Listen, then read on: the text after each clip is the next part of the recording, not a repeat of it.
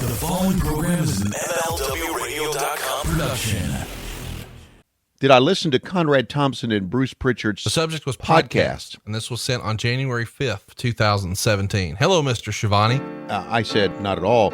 When I heard Conrad and Tony were starting a show, I was really excited. Tony Schiavone was the first voice of professional wrestling that I remember hearing as a child. I wanted to reach out to present an idea to you. He said, you need to listen to it, and you need to get one of your own. Started co-hosting another podcast with Bruce Pritchard called Something to Wrestle with past August.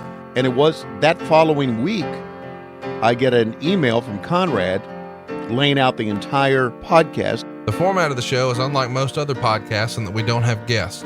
We avoid anything new or current, choosing just to focus on the good old days instead. When it was first announced that Conrad and Tony were going to be doing a show, I was excited. At first, I didn't want to do it. I do a ton of research and then put together a bit of a timeline to discuss the subject in great detail. Bruce sprinkles in his opinions, shoots down the rumors, and shares what really happens. My attitude about the show was it would flop. I'd like to do a WCW show with the same format. I realize you've probably been pitched a podcast idea 100 times already. My feeling was that not many people cared about my work when I finished up at WCW in 2001. The WWF side has been hugely successful for us, and I know in my heart that the WCW side can be just as successful if we just have the right guy, and I think you are the right guy. So why would they care about what I had to say now? Tony Schiavone was the announcer of my youth. Fans wanted to hear from him. Tony is my all-time favorite wrestling announcer. Excited, not only for the WCW stories that Tony would be sharing, but to hear from Tony himself. You're a broadcaster. You were there. You're funny. This could be great. I would love to do this with you, but I really understand if you don't have any interest. But Lois said, hey, we're trying to pay for a wedding. So I said, sure. Anyway, sorry for the long email, but I appreciate you taking a look. Hope to talk to you soon. Thanks for all the memories. Conrad. This is the history of what happened when Mondays with Tony Schiavone and Conrad Thompson. And that's how it all began. Volume 1.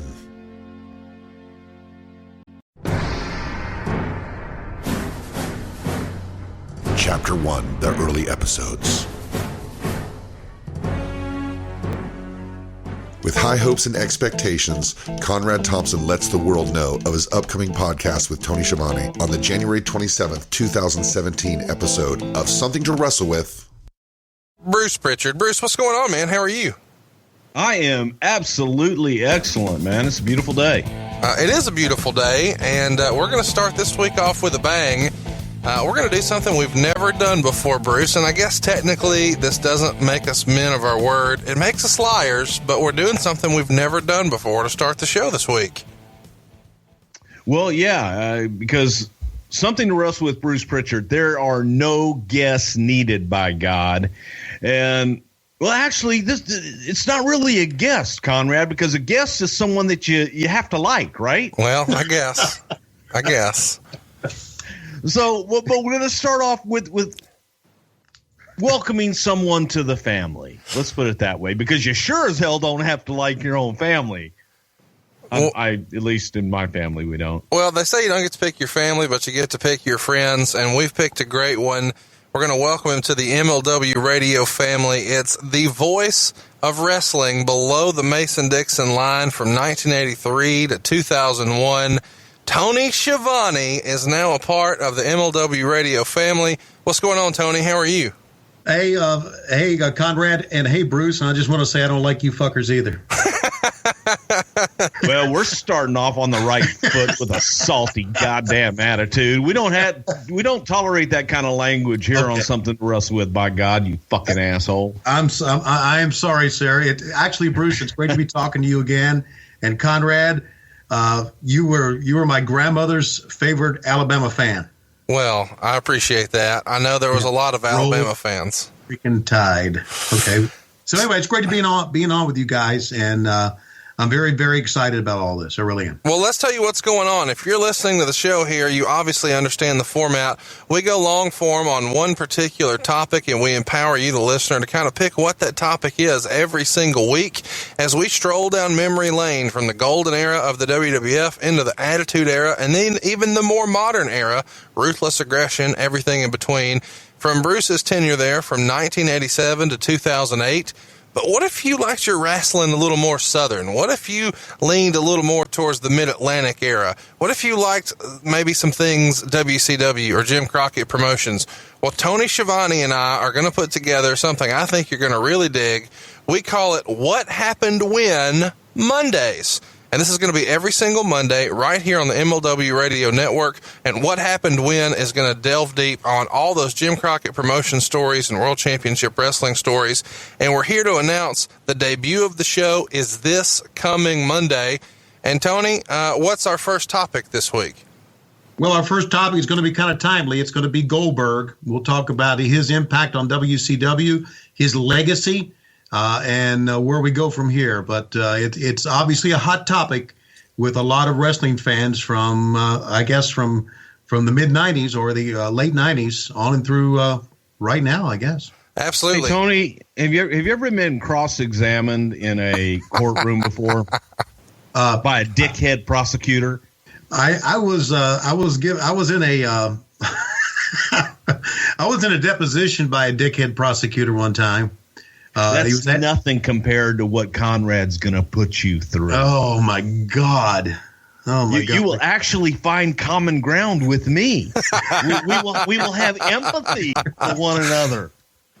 It's it's back when you were married and I was single and I couldn't find that common ground. Well, now, we're both married, both got kids, and we're both being cross-examined on a weekly basis by the Conradison host, Mr. Thompson there. I was looking forward to this. Now I'm not so freaking sure. Yeah, give it a few weeks. Okay. Well, I'm sure we're going to have a great time. We'd love to have you join us. Follow Tony on Twitter. He is at Tony Schiavone 24. Of course, I am at Hey It's Conrad. Our show account is at WHW Monday. So go find this in iTunes. It's going to be this Monday, the Monday after the Royal Rumble, the same Royal Rumble where you saw Brock Lesnar compete. You're going to be able to go ahead and listen to Tony and I talk about all things Goldberg from his debut in September of 97 all the way to Starrcade 98 when the decision was made to finally beat Goldberg and end the undefeated streak. It's a time in wrestling we may never see anything like this ever again. And we're going to talk for long form, 2-3 hours, as long as it takes to really cover this in great detail. And we'd love to have you a part of it. So hit the subscribe button. Tell your friends about it. It's What Happened When Monday right here on MLW every single Monday. And as always, follow us on Twitter. We're going to do a poll again, and you'll be able to vote on next week's topics. All you've got to do is find us on Twitter at WHW Monday. Anything else you'd like to say, Tony, before we kick your ass off the WWF show for good? No, I just like to say, Bruce, Conrad, congratulations on your show. I'd heard really with a lot of people that I know heard so much about it, what's going on. I just hope to be able to follow in your footsteps and keep everything alive, WCW. And I'd just like to say in closing, Conrad, anything Bruce tells you about me and him in Las Vegas is a freaking lie. Pictures exist, Pally. Oh my God. All right, guys. Thanks for having me. Thanks, man. So don't miss it. It's every single Monday right here on MLW Radio. What Happened When Monday. Follow us on Twitter at WHW Monday. With this announcement made, the table was set for What Happened When Monday's first episode on the very timely subject of Goldberg. What Happened When host, Conrad Thompson. I felt like the Goldberg show was probably my best research to date at that time. I uncovered everything I possibly could about him coming in, his entire run from his debut up until losing the title, and every step along the way. So I dug through every single Observer. I tried to pick up as many books as I could. I spent more than a week on that, really trying to put forth the best possible show as our debut show. And I felt like I had a good idea about when to go ahead and drop it by doing it the Monday after Bill Goldberg returned for the Royal Rumble. Of course, he had debuted at Survivor Series or come back for Survivor Series, but I knew he'd be in the Rumble, and this would be our opportunity because everybody would be talking about Goldberg, and they were. And downloads the first day far surpassed the expectation. Court and I talked about, hey, if you get 40,000 downloads the first week, this thing is a huge success. It did 100,000 the first day. Episode 1 of What Happened When Mondays, Goldberg. Mr. Tony Schiavone himself. Tony, what's going on, man? I'd just like to say, Conrad, this is the greatest podcast in the history of our... Nah, fuck it. I'm not going to say it. Man, how you doing, buddy? I'm doing great, dude. I can't tell you how excited I am about this. We've had a lot of fun with Bruce going down memory lane for all things WWF, but if you're a real wrestling fan, there's always two sides of the story, and now we get the other side of the story, the Atlanta, the Charlotte, the WCW, the Jim Crockett Promotions version, and you were there pretty much from the beginning, the rise and the fall, so to speak. So, but what are you looking forward to, or what are you dreading the most about this journey we're about to take? Well, what I'm dreading the most about this journey is that, as you know, it's been many years since we've been doing this, since I've been in wrestling. And what I dread most is that people are going to go away from this saying, well, he's just an old fuck who can't remember anything. I don't know if it's a combination of age or of not giving a damn, but I don't remember every little detail about what we did. A lot of the fans remember those things better than I do.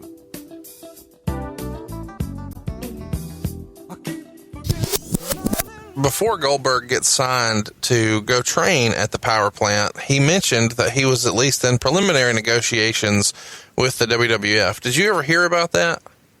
I did not hear about that, but if I'm a wrestler, I'm going to use that bullshit line too. Oh, there you go. I'm not mad at that. Not to say it was bullshit, but why not, right? Why not? In negotiation, yeah. So once he finishes up at the power plant, he starts doing some dark matches before he makes his television debut. He had 5 that we could run down. He wrestled as Bill Gold. His first match was a dark match on June 23rd. This is 1997.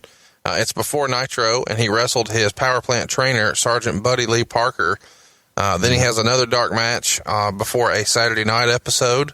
There he wrestles Buddy Landell. Of course, we're seeing this with some really seasoned veterans here. Then he goes on to wrestle Hugh Morris at a house show.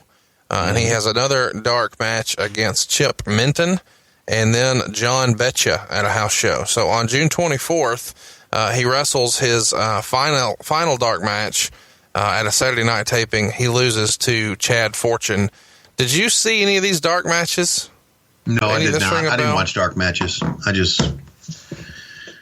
I didn't. Well, nothing wrong with that. Yeah, it just, we did matches and we did shows and we just kind of walked away from all that after that. I didn't really watch them. Well, there's not a reason for a television commentator to watch something that's not on television. I get it. It makes sense. Right. Yeah, we did a lot of shit back then and I was kind of, I don't know. In the middle of all of it. Yeah, it's hard to say that I was tired because I was just sitting on my ass talking. So I wasn't tired. I was just tired of wrestling. It's kind of like what I'm doing baseball now. I do minor league baseball, and I get pretty thrilled about it around this time when you get into March and spring training starts in the middle of February, and then April 1st starts, and you're really pumped about it. But by the middle of August, I don't want to see another fucking baseball game.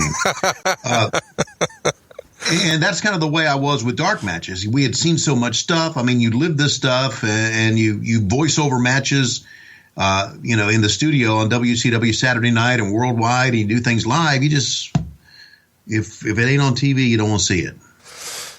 So let's get to the main event. What we're really here to talk about, we're going to talk about bookends for Mr. Goldberg. The start and the end. September 22nd, 1997, we finally see Goldberg make his television debut. I think most everybody listening to this has seen this. He beats Hugh Morris in 2 minutes and 24 seconds. It's the same move he recently used to beat Brock Lesnar, the jackhammer. Before we talk about the match, what did you think of the jackhammer as a finisher, Tony? I guess it's a suplex slam. I thought it was tremendous. I thought that Goldberg became a guy who got over because of a finishing move and not necessarily a guy who could talk. Right. Conrad, the guys in the business, I always thought that the way to get over in the business well, you got to be a good wrestler, but you got to be able to talk, and you got to be able to talk to the fans, and you got to be able to say something that they like, and that's that was been the hallmark of Dusty, of Flair, of Stone Cold Steve Austin, of The Rock, all the big stars, of Hogan. They could talk, and they would say things that you would identify with. Goldberg didn't do that. Goldberg just had this finishing move that everybody went, holy shit, that thing was great, and that's why he got over. And one of the reasons he got over. But I thought that Jack Hammer was sensational. Nobody had been doing it that I could remember, and it looked legit, and it kind of helped his persona of being what fans have perceived and what really was a legitimate badass. So let me ask you this. When we're saying tough man division, around this same time, or the next year, actually, the next summer, the WWF would introduce Brawl for All, which is universally panned as one of their worst fucking ideas ever. This tough man division, was this supposed to be worked, or would this be a shoot? No, it was going to be a work. Everything we did was a work, Conrad. Well, not Brawl for All, which is still the dumbest idea maybe in the history of pro wrestling, but we'll challenge that later, I'm sure. I want to tell you how dumb Brawl for All was. Okay? Okay. I've completely forgotten about it. That's how freaking dumb it was. If you'll say, Schiavone, tell us about Brawl for All, I say, I don't even know where in the hell it was. That's great. In Minneapolis, the Goldberg t-shirt alone did $28,000 worth of sales at a single show, which was about 18% of the total merchandise sold. And I found this interesting. It's a quote from Meltzer again. Interesting that the first full week of Goldberg merchandise, the Goldberg merchandise is already the big seller, but the actual average per head is way down because for whatever reason, the Sting and other stuff has plummeted. Do you have any memories of why this may have been and what the talk may have been? Did Goldberg just take all the steam out of Sting? And as far as at the merchandise stand, do you remember that being a thing or a topic? I don't remember being a topic, but I think that's pretty logical. Around this same time, maybe one of the biggest things that happened in wrestling this year happened. TV Guide published copies of TV Guide with different wrestlers on the cover. Guys like Goldberg, guys like Austin. And they go on to sell the most copies since the death of Princess Diana. Now, I realize this sounds crazy in 2017, but it does huge business for TV Guide, and this is well before DVRs. So back then, nobody had an on-screen channel guide, really. This is the way you found out what was on television, and TV Guide had the biggest distribution of any magazine at the time. So, of course, since this is such a big accomplishment, the WWF champions this big on every television show, every chance they get. WCW mentions it 0 times. Mm-hmm. Why is that? Because Austin was on one? No, because we didn't know what the fuck we were doing. How did we used to end Nitro back in the day? Well, Conrad, I'm not so sure what you're getting at, but I can tell you this. I'd like to hang around with you a little bit longer, but I'm desperately out of time. We gotta go! I gotta Tony Schiavone, Even after the Goldberg show, I thought that this is going to go nowhere. Conrad Thompson. After that, I wasn't really sure where to really go, because it's sort of like after Goldberg, no matter what you do, it's all downhill from here. But I knew that one of the most popular things about wrestling is to talk about the stuff that wasn't good. And I had figured that out from the Bruce Pritchard show, but also, too, things like the death of WCW and botchamania. People like when things are bad. So I thought, what better way to follow up than to do a 20-year anniversary for Sold Out 97, which was a horrible show. There's lots of non-finishes here. Is there consideration when you see a run sheet like this of how many, guys are paying $27.95 at home to watch this, and you're not finishing anything up to this point, really? Right. Well, it's. I mean, you could. Listen, I don't think you can point at NWO Sold Out 97 and say the WCW is on the rise, and that is the beginning of where things went wrong. I think there's a combination of things that happened that went wrong for our company. Sure. But I don't think there's any question that no shows and I can't speak for what happened in house shows, but no shows, because I didn't follow the house shows. We had TV to do, and that was another part of the business. The no shows and house shows and screw job finishes are two of the things that hurt WCW the most, as much as anything else. And if you have a non-finish here, I'm thinking, not trying to, and I'm not so sure Kevin Nash was a part of the booking committee at this time or not. I know he became a part of the booking committee. He wasn't here yet. Okay, wasn't there yet. All right. Well, hell, why are you asking me these fucking questions, Conrad? You know all this shit. Okay. So after the Goldberg show, I thought we got a lot better. We began to have a good repertoire. It was a horrible show. The podcast wasn't that great either. We hadn't yet quite found our rhythm. Is that a word? Repertoire? I can never remember. A good repertoire between both of us, but you know, here's the funny thing about that. Conrad and I still never had met in person after the first couple of shows. We just kept doing it on Skype. But I felt better about it. Repertoire. Tony was still at this point in the podcast calling it very straight, so it was easy for us to just be critical and shit on it, but not so much have fun with it. As the first few episodes were heard by the public, the response was mostly positive, but there were a couple criticisms that took hold among the listening audience. The booking committee. Booking committee. I would be pleased if we never used the phrase booking committee ever again on the show. When I say booking committee, I mean, the parts are interchangeable. Artistic director for What Happened When Mondays, Dave Silva. You know what? Tony always mentioning the booking committee or blaming certain terrible decisions that WCW made on the booking committee. I can't really get upset or blame Tony or roll my eyes because Tony wasn't in those decision-making meetings. Now, I understand what it's like to stand on the outside as managers make decisions, and you might not always agree with them, but they are the managers, and they get paid to make those decisions, good or bad. So, in Tony's case, it was the booking committee. So, when he refers to a terrible idea, well, that's what the booking committee wanted to do, so I was a company man, and I was a yes man, and I had to go with it. I understand where he's coming from. Or I don't know. Or I don't know. The I don't knows. I don't know means I don't know. Of course, Tony's a professional broadcaster. So in radio, you've got to sort of filibuster sometimes, you know, and he's been doing radio for a long time. So he knows better than to just say no. There's a thought about that I was involved in every facet of the decision making of WCW. But instead of saying, you know, I don't know, but I do remember, or I'm not quite sure, but I do recall, he would just say, I don't know, probably the booking committee. I'm honored that people would think that, but I was at many times just an announcer. And it became very much an investigation, an interrogation. I didn't hang out in the background or in the dressing room with the guys, so I didn't always know what they were talking about. And many times I didn't give a shit. As opposed to, hey, we're trying to be entertaining. So if you don't care about rumors and innuendo, back then you don't know. So when I say I don't know, it's mostly that I wasn't involved in that decision making. DooDooTrucking.com CEO, Jeffrey Jewett. I don't know. Sure, you could make something up, but whatever. It is what it is. Sorry to disappoint people. I just wasn't. Eventually that clicked with Tony to where he turned it all the way to 11. I mean, he broke the damn knob off, but it took a while to get there.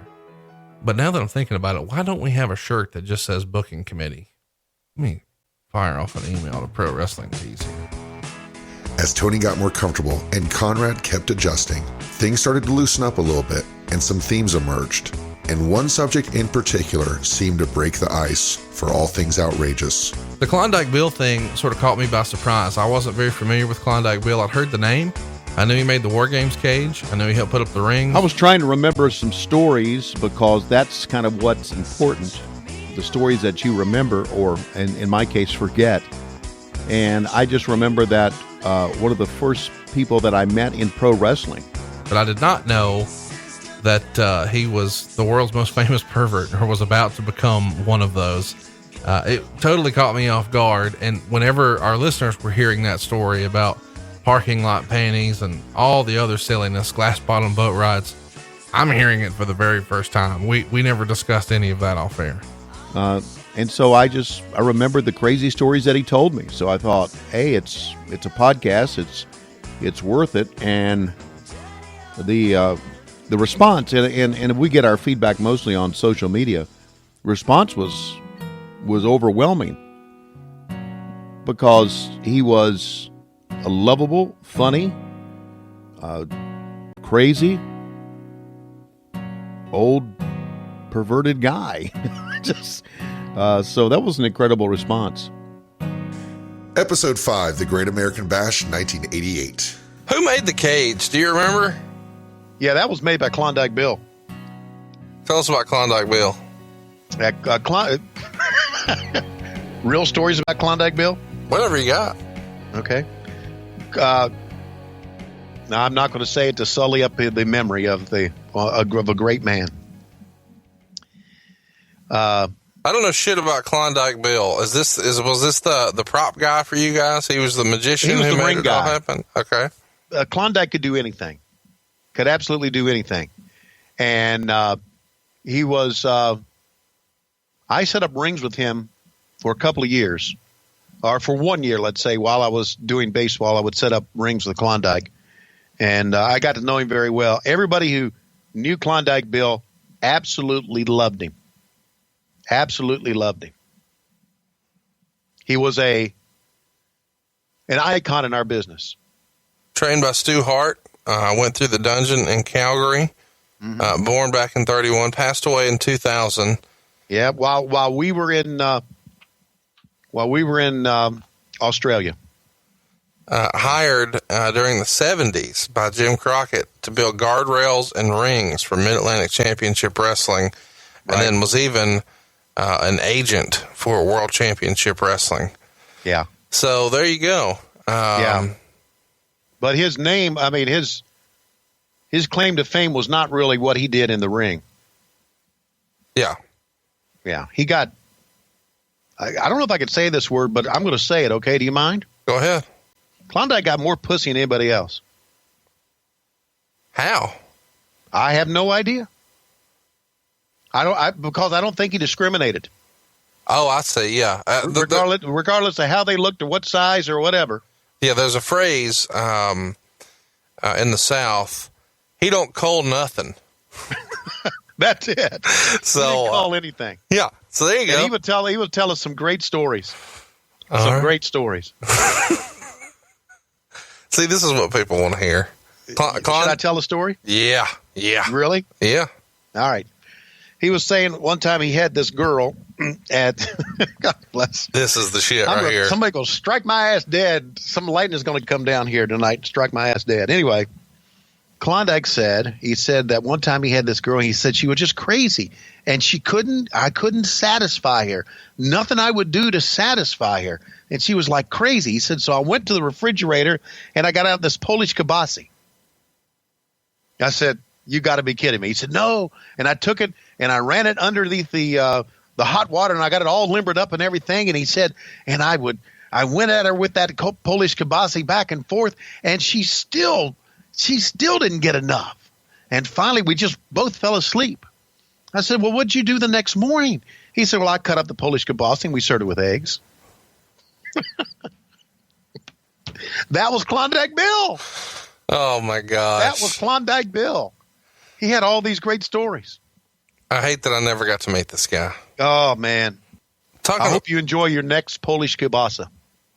Yeah, I feel like there's a shirt coming out of this. Don't you dare put Klondike Bill's name on it. Episode 6, Diamond Dallas Page. Tony Schiavone. Tony, what's going on, man? How are you? Bob, it's another week with us, Conrad. How you doing, bud? Man, I'm excited to be here. I'm excited to talk about all things Diamond Dallas Page. But before we do you have any loose ends from last week's show? It was the Great American Bash 1988. I got a lot of great feedback from this. How about you? What do you want, another Klondike Bill story? Is that what you're fishing for here? Man, I can't believe the popularity. Is this the most Klondike Bill has been talked about in the history of the internet, you think? Yeah, it probably is. He was talked a lot about in the backstage area. Yeah. But yeah, it probably is. A great man. Anybody who knew him loved him and looked upon him like, boy, he's a sick old fuck, too. Which, I don't know, when it's all said and done with me, I don't know if I'm going to be known as that or not. But oh, well. One more Klondike Bill story, if you will. Yeah, let's do it. Okay. Klondike Bill and I had come back from Florence, South Carolina, and he dropped me off at Old Crockett Park, where we had the ball team, and he and I talked about women and porn and all the degenerate shit that we could talk about on a 3-hour trip up and back, 3 hours down, 3 hours back. And I really got him going. He would say, man, and so we even stopped at like this old convenience store and picked up like this nudie magazine.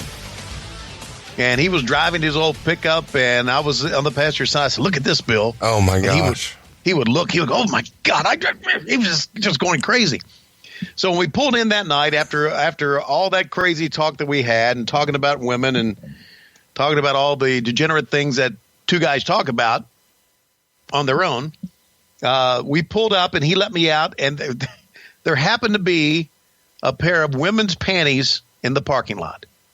Oh. A pair of women's panties in the parking lot. So he took those panties, wadded them up, put them in his mouth, and chewed them up.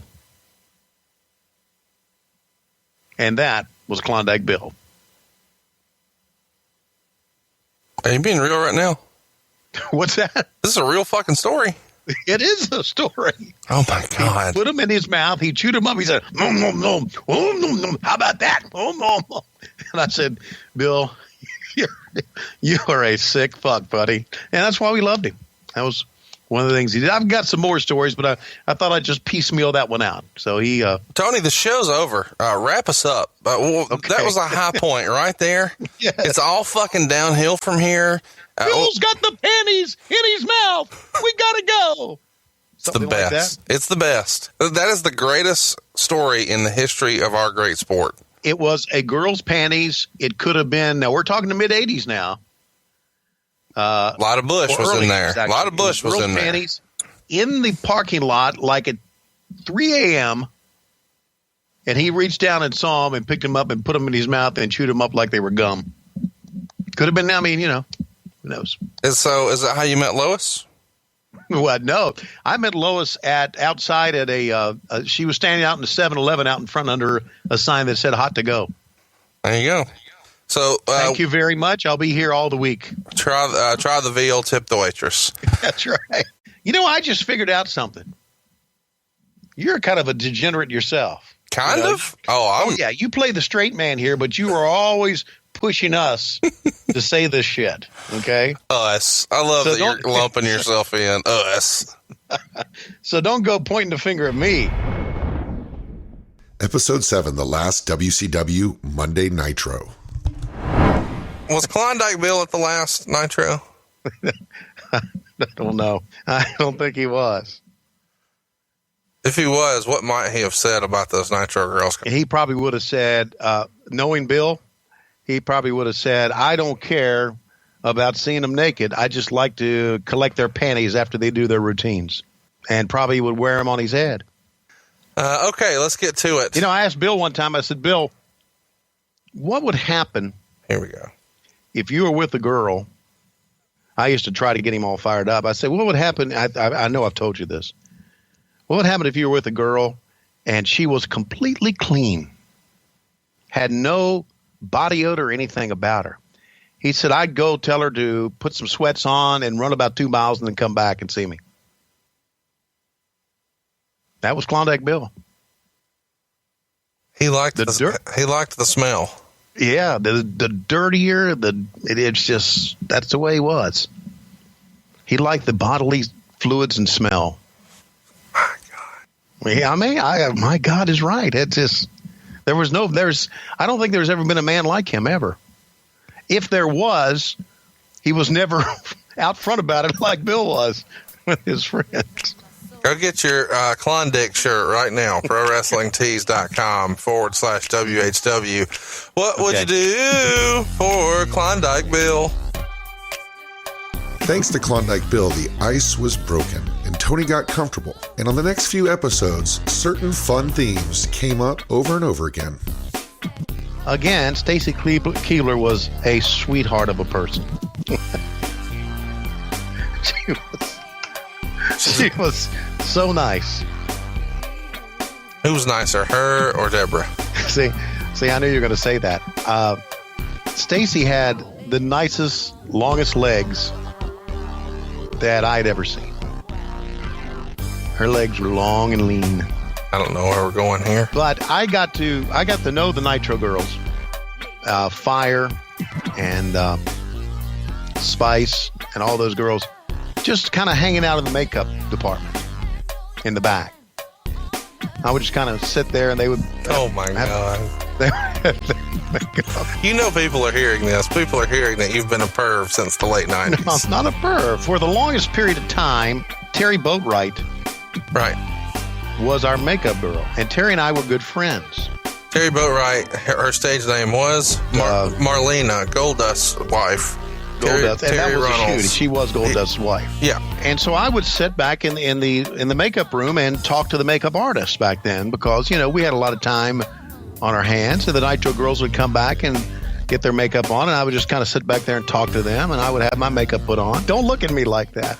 I got to know the Nitro girls very, very well. I'm sure you did. And I got to know, and I remember coming out of my room and seeing one of the Nitro girls coming out of a hotel room and thinking that was awfully odd to see them there. And I was just wondering if maybe that some of the Nitro girls were, I don't know, jockeying for a job. Were there to meet the WWE guys. Jockeying for a job is a great way to turn a phrase. I know what you're thinking. That's not what I meant. For this, I remember a girl back in the Crockett days, good looking. Her name was Dark Journey. Oh, yeah. Yeah, whatever happened to her? She was like smoking hot in a very exotic way. I have a fun story I'll have to tell you when we're not recording. Really? Terry Boatwright was a friend of mine. And only, of course she is. Stop it. Terry Boatwright was a close friend of mine. I'm sure she was. Okay, that everybody thought I was having sex with, and I wasn't. Okay? I remember talking to Terry, did our makeup. I said, why don't you and I get together and discuss what you can be? And we came up with a casting couch. No, we didn't go with you son of a bitch. I'm going to run this company someday, sugar. You know what's good for you. And I ain't going to run it in the ground, baby. No. She was good looking. How do you feel about water buffaloes? I can shampoo one. Oh, son of a bitch. So your idea was to go out and have wine with her and figure out what she was into and then say, that's great. No. I'll put you with Dutch. No, that was not it at all. You are, at many times, you're a no good motherfucker many times. Thank you. I resemble that remark. You're welcome. I love Medusa. Absolutely loved her. And I sent her a tweet. And I said, I love those, or send her a text. I said, I love those tweets. And she just sent me a smiley face. And nothing happened between Medusa and I with the exception of we have always been very close friends. And let me say this. I think I saw her at WrestleCon. She looked great. Absolutely looked great. It was great seeing her. And he's got Lady Blossom with us. And that's worth the price of admission. I need you to tell me a little bit on. I knew you were going to lead me into that. Yeah. Yeah, nice lady. Mega, massive boobs. Massive. Okay? And you couldn't help but notice it. Let me ask you a question. You know what you're trying to do, don't you? I've been married almost 36 years. Listen, you're trying to fuck that over is what you're trying to do. Do you think there's no chance Louis Schiavone, A, is awake right now, and B, would even listen to it? Is listening to this? You know, listen. She's cooking Blue Apron and watching Young and the Restless. She's not fucking with this podcast. Okay, you're right. I've noticed a trend here. All right. You love Deborah McMichael. Yes. Really enjoy Lady Blossom. Yes. You and Steve Austin have a lot in common. Well, some of the things that Lady Blossom put on, or failed to put on, when those big matches were pretty revealing, don't you think?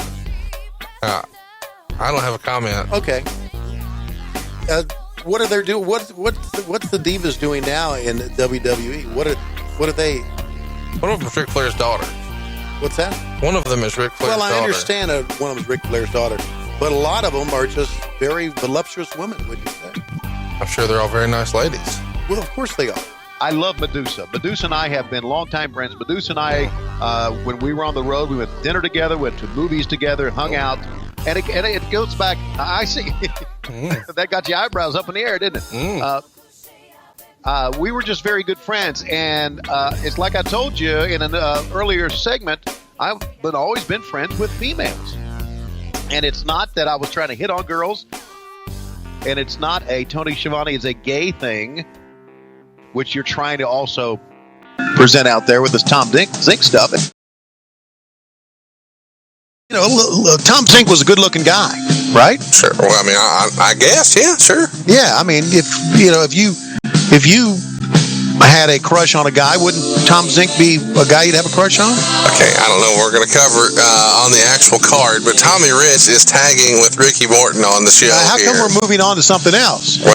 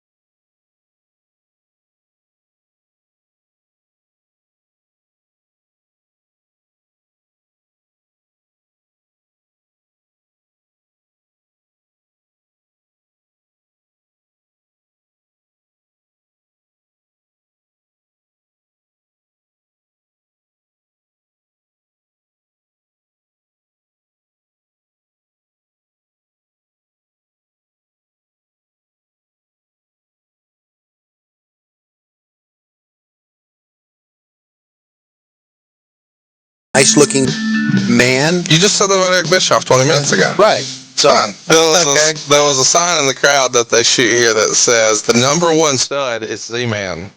Did you make that sign for that lady? I did not. Okay. But I would have nodded my head. But then when I take a look at Scott Hall, I'm thinking, Scott Hall is very attractive in a very exotic European sense. I thought Alex Wright was a very handsome young man. They had a great match. I thought Alex was vastly over. Why'd you go? I was clearing my throat. I'm sorry. Okay. Well, I mean, you're talking about how attractive Tom Zink is here. I'm getting a little uncomfortable. Okay. He was a good-looking guy. And I think if a guy like him could have... What, you think a guy like him could fall in love with a girl like you? I mean, do you think that's possible? And a couple other subjects came up more than once as well. We didn't have the experience or the publicity and merchandising as the WWF had, and that was one of our weaknesses, one of our main weaknesses right there. Nor do we have the staff. The debut of Thunder was that very Thursday, and in the main event, Diamond Dallas Page. Thunder 1/8/1998. Remember that date, fans. Remember that date. Is that when it was all over? That's when the big slide began. That's when it began right there. I mean, you're letting guys like, I don't know who Jim Weiss is.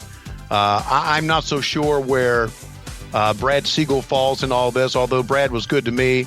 But you got Jamie Kellner. How can a guy like Jamie Kellner be considered an executive when he lets all this money slip away?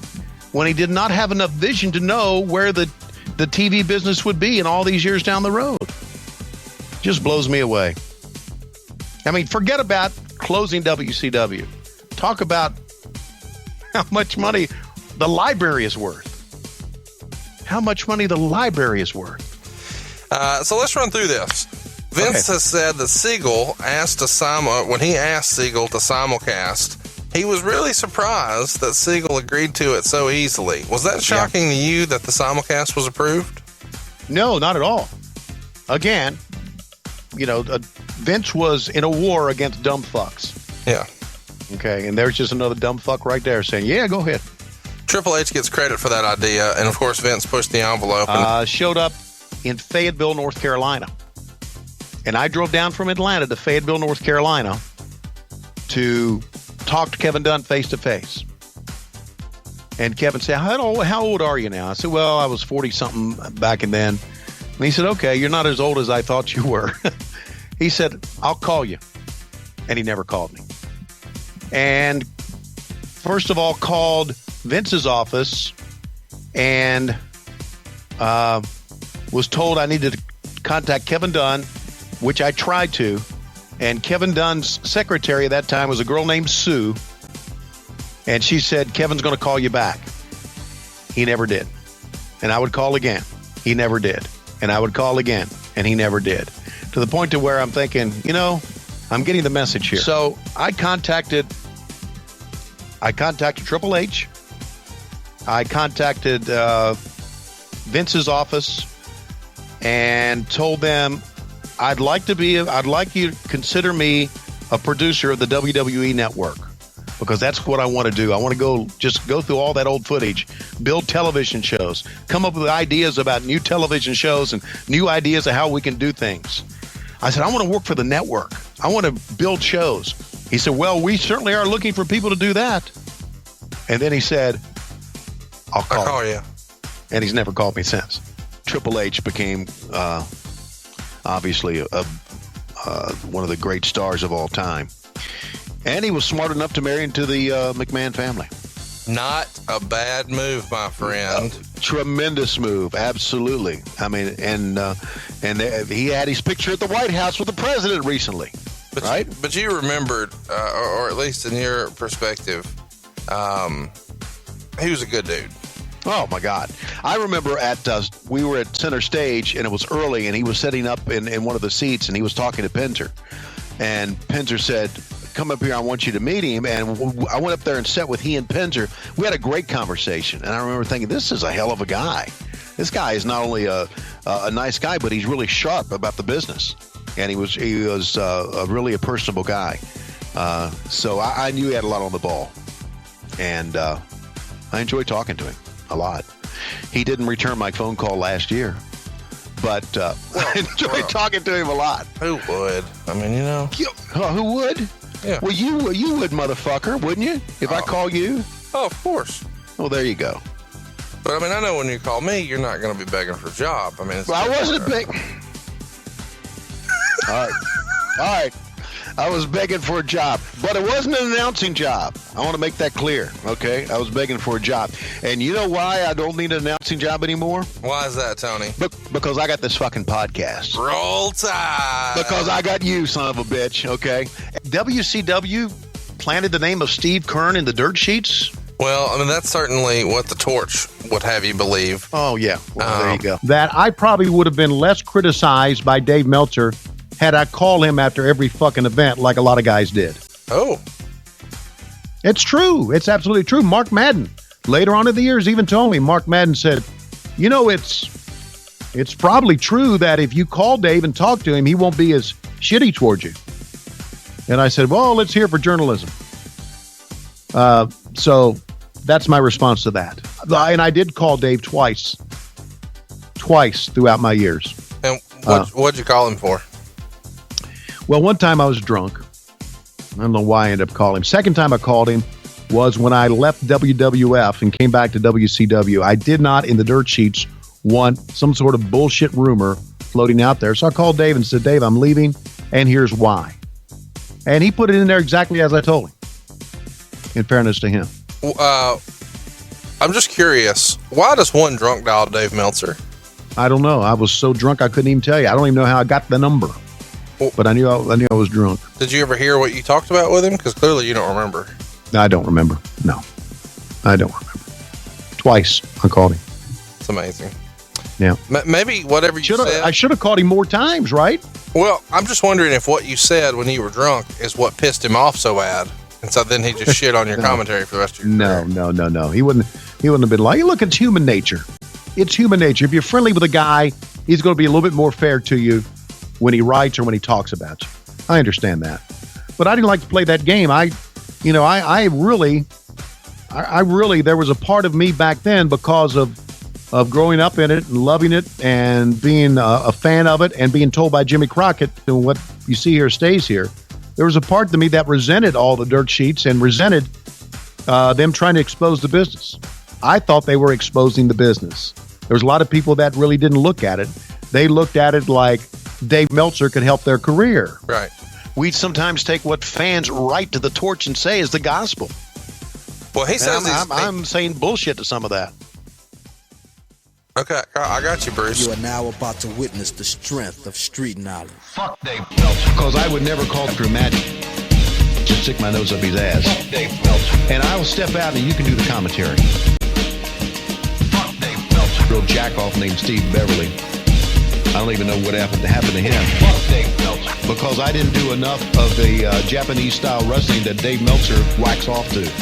Maybe we should have had in the middle of that match, Dave Meltzer, Dean Malenko and Psychosis do a run-in and do a couple of fucking holes in the middle while all 6 of them looked on the outside and me stumbled over not being able to call the match that Dave Meltzer would have wanted for fucking Japan. How about that? Maybe we should have done that and that would have helped the match.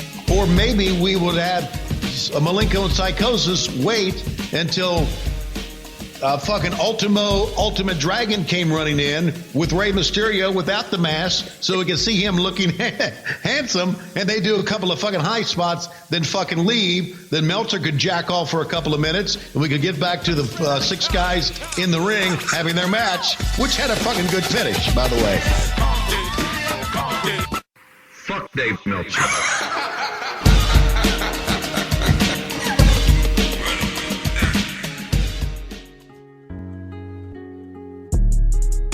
Hey guys, did you put Christmas on a credit card? Maybe overdo some holiday spending? It was written recently that this Christmas, American families spent more than ever on Christmas, and a lot of families are putting on average around $1,000 on their credit cards. A study recently showed that the average American family is going to take about 5 months to pay that credit card debt back.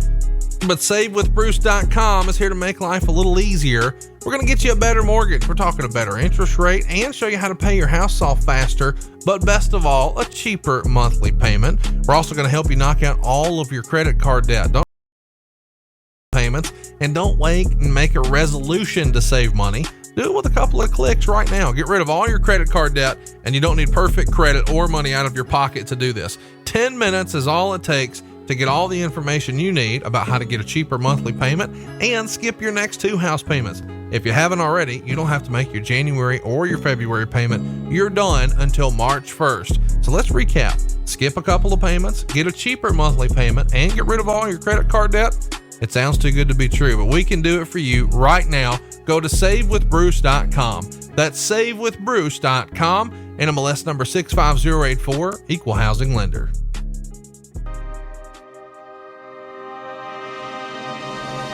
Chapter 2, Personalities and Watchalongs. As the show started catching its stride, Conrad, and believe it or not, Tony, actually started to have a little fun. Somewhere in Chicago, and David went to the front desk, and I held up Arn Anderson behind a plant so they wouldn't see how drunk he was. Okay?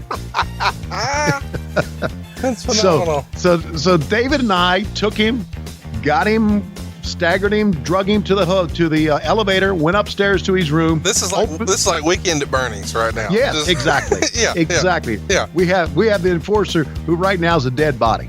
Okay. We open up the hotel room, literally do this. We open up the door, prop the door open, and throw him in the bed, and close the door and leave. He wakes up in a hotel room. He doesn't know where the hell he is. He has no idea what's going on. So the only person he knows to call the general, as Ric Flair would call him, was a friend of everybody's. He called his office and he said, "Put the general on." And she said, "I'm sorry, he's in the meeting." He said, "I don't give a shit. I'm in a room. I don't know where the fuck I am. Tell him it's AA.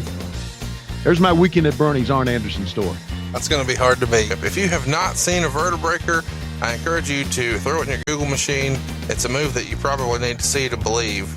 It was a revolutionary move, and it looks dangerous as shit. What did you think of the vertebreaker, Tony?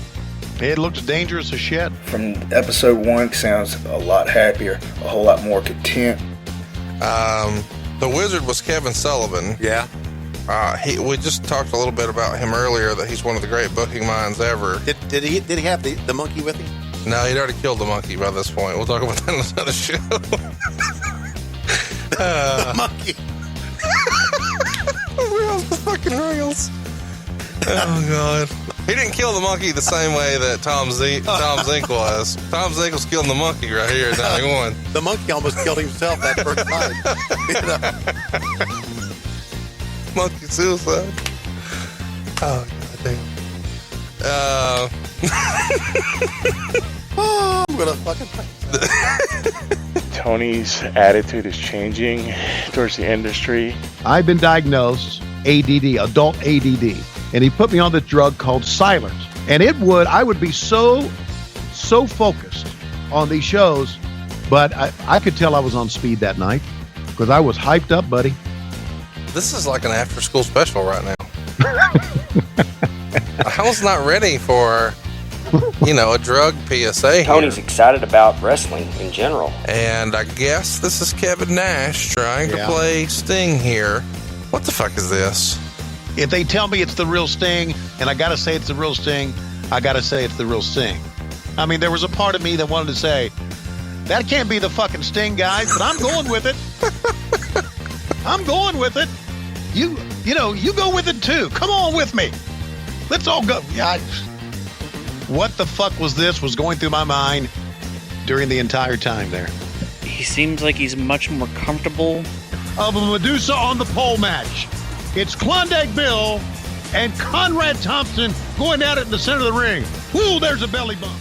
Arn Anderson locks eyes and says, "Tony, you apparently have enough coming you to shampoo a buffalo." It's a stare down between Conrad and Bully Dangerously. But all of a sudden, in from the side, here comes Ric Flair. He is back. They duct taped Chip Burnham's hands behind him and pulled out his pants and stuck a couple Sharpies up his ass. Here comes Tony Schiavone with a chair, and in tow, here come the Nitro Girls. Here's Stacy Keibler. Here is Shay. Oh my goodness, here is Spice. And here comes Dedra. Can I say this? I am having more fun in wrestling than I've ever had before. And we're having fun. Talking through all those years of WCW, Jim Crockett Promotions, 1 year at the WWE. I'm just having more fun than I've ever had. Schiavone's got a chair. Wait a minute. The curtain opens. It's Klondike Bill. I know Klondike's grandson, Christopher, is listening. Christopher, I'm sorry about this. This was your granddad, and this is the way we loved him. Klondike, we used to always rub that scraggly old gray beard of his, and he would say, "Tony," he said, "you know what to me would be the greatest thing that I could have happen to me?" Oh, gosh. And I would, like that in my mind, I would go, "Oh, God." He said, "I would like to get underneath a coffee table, a glass coffee table." No. Oh, yeah. No. I like to get under a glass coffee table and have a girl just straddle that coffee table and shit and piss all over the table so I could see it. And there would be a stunned silence on my part to where I say, "Bullshit, that's happened to you, hasn't it?" And he said, "No." I said, "Bullshit, it's happened to you. You've had one or two women do that." And he would smile and that would be it. But he would hit me with that periodically through the years. "Tony, rub that beard. You know what I'd like to see? Just a girl. I would just go underneath that table and look up and see her just." Tony. Oh God, that guy was incredible. I can't believe of all the things. Yeah. I just That would have to have happened to you for you to come up with it. You can't just come up with that in your sick mind, can you? No, it's a thing, actually. It is? Yeah. Oh, it's a real thing. Mm-hmm. And if I were a betting man, I would say within the next 2 calendar weeks, we will have Klondike Bill Glass Bottom Boat Ride Tours as a shirt that's available at ProWrestlingTees.com/WHW. You know, the decision to do the first watch along was really just based on Halloween Havoc 92 because of how wrestle crap that coal miner's glove match was, with Jake having to pretend that the snake attacked him and just all the silliness. And that really was like, man, we should do this. So we decided to do it a little bit here and there. I gotta say, the watch-alongs are a hit. My favorite episode is Halloween Havoc 92 because of Tony's play-by-play during the Sting and Jake Roberts match. It was instant gold. Episode 11, Halloween Havoc 1992. Well, there we take a look at the glove on top of the pole. How fucking tall is that pole anyway? Holy shit. And look at those 2 cocksuckers at ringside. Jim Ross and Jesse the Body Ventura. And look at the kids. Wow.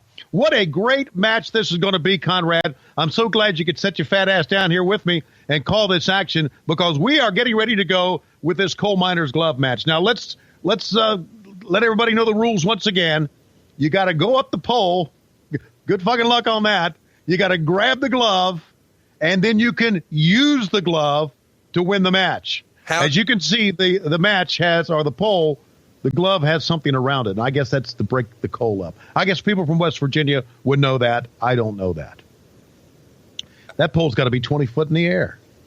There is no way anybody's going to look at that.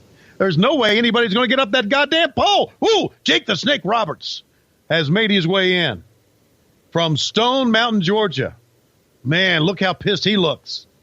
How much did I give up in WWE merchant fucking dice? Holy shit. And Jake the Snake Roberts, yeah, it's funny. Jim Ross had said during the course of this, Conrad, that and I laughed about this. The fact that we have anti-Cobra venom at ringside. What does he not have on him right now, Tony? He does not have his snake on him right now, right? Well, he might have his snake, but he doesn't have the one in a bag on him. And that's right. And Jesse's wondering where the snake is. And now we await the arrival of Sting. And as you can see, we have a capacity crowd here at Philadelphia Civic Center. It's so full, we're not having the lights on them. Everything's in the dark. You can only see the people at ringside. And through the slapdicks comes Sting. And here's what I want to say about this. I hope Sting sells this match as well as he sold the wheel coming to the floor. Because if you'll recall, when the wheel rose to the floor, he sold that like he was scared to death of a fucking wheel. Yeah, Sting. Woo. All right. That guy doesn't want to be here. Yeah, fuck you. Let's look at that. Walk away. Told the camera, get out of his face. Only in Philadelphia. Now, again, this is a non-sanctioned match, which means it's not sanctioned by the NWA. They, though, did sanction the Rick Rude and debacle that we saw moments ago. But what the fuck is Jack talking about here? Oh, he's distracting him. He's going right up the road. He's going right. He wants to get out. He's trying to get back to New York. He's trying to get back to the WWE, and Sting won't let him. He's got him up. Oh, my God. Match over. No, Jake's getting back up. Whew. I thought for sure he was going back and catching a flight to Stamford, Connecticut. But nope, Jake is back up. Sting is going to try to go to the pole.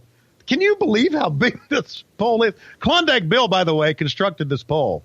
He put this pole up, and I'll bet you that nobody in the front office told him how high or how low to put the pole. I can't believe anybody's going to get up the pole, but here we go again. A collar and elbow tie-up. See, I know the holds as well. Oh, he missed. And what is he trying to do, cover up here? Sting took this seriously. He really did. I think the reason Sting took it seriously is that he knew a snake would be involved. And I don't know about you, Conrad, but anytime there's a fucking snake, I'm scared to death. Jake the Snake Roberts up against the ropes.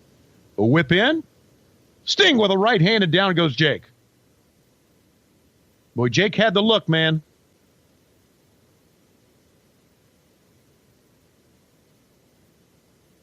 But not going towards the pole. Now, I don't understand why he went at first to try to go for the glove, and now didn't try it right there. Maybe it's because when he got to the pole, he realized how fucking high up in the air it was. So now side headlock. As you can tell, the fans here in Philadelphia are kind of sitting on their hands right now. They have just seen 2 shitty world title matches, so why not stay on your hands for the main event? Oh, get your cold drinks. Sting up high. Oh, he missed a drop kick. And Jake drives a knee into the back. Conrad, are you going to commentate this match with me, or is it just going to be fucking me? What I found interesting about this setup here, Tony, is that it appears as if the ring is crooked. The camera is not shooting directly over into the ring. It almost feels like the ring is not angled correctly, or maybe the camera's not. Your 2 cents here? Yeah, the ring looks kind of cockeyed, right? Kind of looks left to right like it's going downhill there. Yeah. I had been at some events in Cincinnati where the ring actually broke. So the ring, over the top. No pads around the floor here. That can't feel good. Tough guys in WCW. Now they go to the ring post.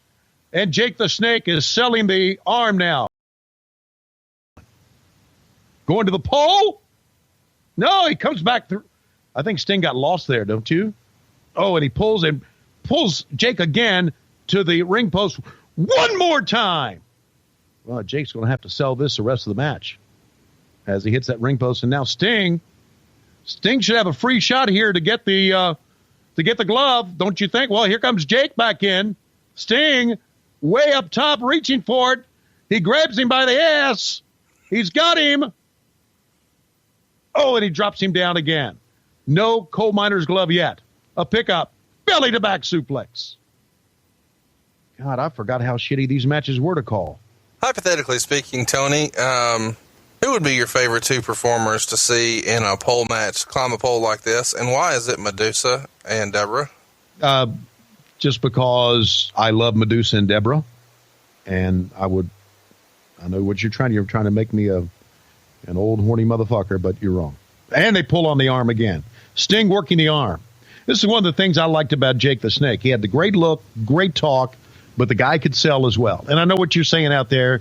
Schiavone is always big into selling, but doesn't it make the match better? It does. And there's some logic here in working the same body part the whole time. No question. Sting stomping on the left arm once again. Pushing down. Jake staying on the ring, and what's Jake the ring mat trying to get up. Now? What's that? What's Jake thinking about right now? Thinking about, oh, man, what the fuck am I doing back here? And how far is it going to take me to get up on the pole? Well, the good news is Sting is probably going to be the one to go up and get the coal miner's glove. But remember, once they get the glove, that doesn't mean the match is over. They can use it. Remember, now over the top, and that normally would be a disqualification, but remember, this is not sanctioned by WCW. Now Jake is going to go up top. Jake's going to try to scale the pole. Sting grabs Jake by the ass. Oh! Jake the Snake. He hit his venom glands. He sure did. And that is, oh my goodness, on the turnbuckle, the steel turnbuckle that goes between the pad and the ring post. But look at Jake trying to get up. Jake, this is pretty good strategy here, holding on to Sting, knowing where he is. Or is Sting stepping on his head? I can't tell from where we are. Sting goes right back to the shoulder once again. It's amazing to me that Jake the Snake can even get up on his feet after what has happened here. Who's our referee today, Tony? I have no idea. There's the ECW hat guy in the front row. The ECW hat guy's in the front row. 2 seats over from Vladimir. Super Vladimir's fan. there. Yeah, Vladimir's been around forever, hasn't he? Jesus. He's as old as I am. And Sting goes right back to the arm. So this guy is the ECW hat guy who's not even watching the fucking match right now? Would you be? Well, I would have to because I would be calling it. I mean, back on the arm once again. There we go. All right. Trying to work on the arm. Remember, this is the main event of Halloween Havoc, an event that started here in Philadelphia and had so much momentum, and it's completely gone down the shitter from there. Fans are getting into it, barking orders at Jake. They do not like Jake. No, fans say, "Come on, do fucking something." They just watch a Rick Rude headlock for about 10 minutes, so they want some action. Oh, and out they go. Both men outside. Now, remember, once again, non-sanctioned, no disqualification, anything goes. Watch out. He's got a challenge. Shit, right on the back. That's going to keep Sting down for quite a while, and maybe Jake the Snake can get back into this. But both men are obviously winded. Jake just told the referee something, calling a spot here. What's Gary Michael Capetta doing on a headset outside? Yeah, I have no idea. Nothing else to do. No, Gary, they tell Gary when to say 10 minutes gone in the match, 20 minutes gone in the match, 30 minutes gone in the match. Okay? I thought Gary was... Why do we keep shooting that pole? I thought Gary was a very good... He's choking him, Tony. Oh, my God. What does he have? Wrist tape. Wrist tape? You sure that's not dental floss? It could cut him around the throat, and there's nothing the referee can do here. Nothing at all. If it's not sanctioned, why is the referee trying to stop him? I guess he's trying to, so he doesn't kill him. Oh. I mean, he's going to kind of murder that motherfucker. And the referee now says, okay, out of here. So Jake now feels... Jake now feels, well, since I can't murder the motherfucker. Oh, and he missed the move. Sting just moved out of the way in time. And sometimes I wonder why that there weren't enough people murdered. And Jake is rolling up on his front side. Once again, this is a match to make Sting a big star. And I think Jake is doing a very good job here. Moving out of the way of the Stinger splash. Now will Jake try to scan the pole? Is that the right word, scan the pole? That would be a scan would be a kind of a word that we would use here in 2017, but not in 1992. Do you ever have anybody scan your pole? No, not since the 90s. And Jake is now going to go up. Well, God damn it, Jake. Don't talk about it. Go up. Let's go. Still selling that arm. Yeah, you notice down the lower portion of your screen, there's Bill Apter. Oh, there's the DDT. Big pop right there for that. Yeah, big pop. Why? Because the move is over. And that should be it. With the DDT, that should absolutely be it. Jake should be able to go up and get the glove. But he can't climb if his left arm doesn't work, Tony. Apparently not. But he's going to try. So here comes Sting back. There goes Jake up. Jesus Christ, Sting, get him. He got him. I actually think at this moment in the match that things are looking... What the hell? Oh! What the fuck was that? Was that Sting doing a pole dance? Oh, my gosh. What's going on here? Oh, I have no idea. It's Cactus Jack has come out. Oh, my goodness. That's got to be a snake in that bag. This could be the Prince of Darkness match we were talking about earlier. That's got to... Oh, there's a fucking snake. Oh, my God. I hate a fucking snake. Sting's on top of a pole. That's not a sentence you thought you'd hear. He's got the glove on. He's got the glove. I'm looking at the snake. That's what she said. And now Jake is trying to get the snake. What? He's kissing the snake? Or what the fuck is going on here? Was that a pin? He pulled and do it we away. give He a put shit? It back. Oh, my God. Is that snake biting Jake Roberts on the face? The referee is running away. Sting's saying, fuck this shit. The heck with the coal miner's glove. Jake has got a snake caught onto his jaw. Who came up with this fucking finish? Holy shit. It's hooked on, Tony. Look at there. There's blood. Oh, my God. And Cactus Jack doesn't even want to have part of it. And it's we really know hanging on. Cactus Jack will do anything. The snake almost dropped off, but Snake pushes it back on. Cactus Jack falls down. There's Klondike Bill. Oh, my God. holy shit. No wonder this thing was minus 8 stars or whatever it was. Give Jake Roberts some credit. He's trying to make this thing work. He's got to get to the back, Tony. That anti-venom that we heard about before we ever saw a snake. Oh, holy shit, a moly. Look at Cactus. Cactus says, I want to help you, but fuck that fucking snake. Oh, my God. In 2017, would we ever see a snake just get manhandled like this on TV? No. And look at Sting. What's he wear? It feels like he's about to go do yard work. Where are the shovels?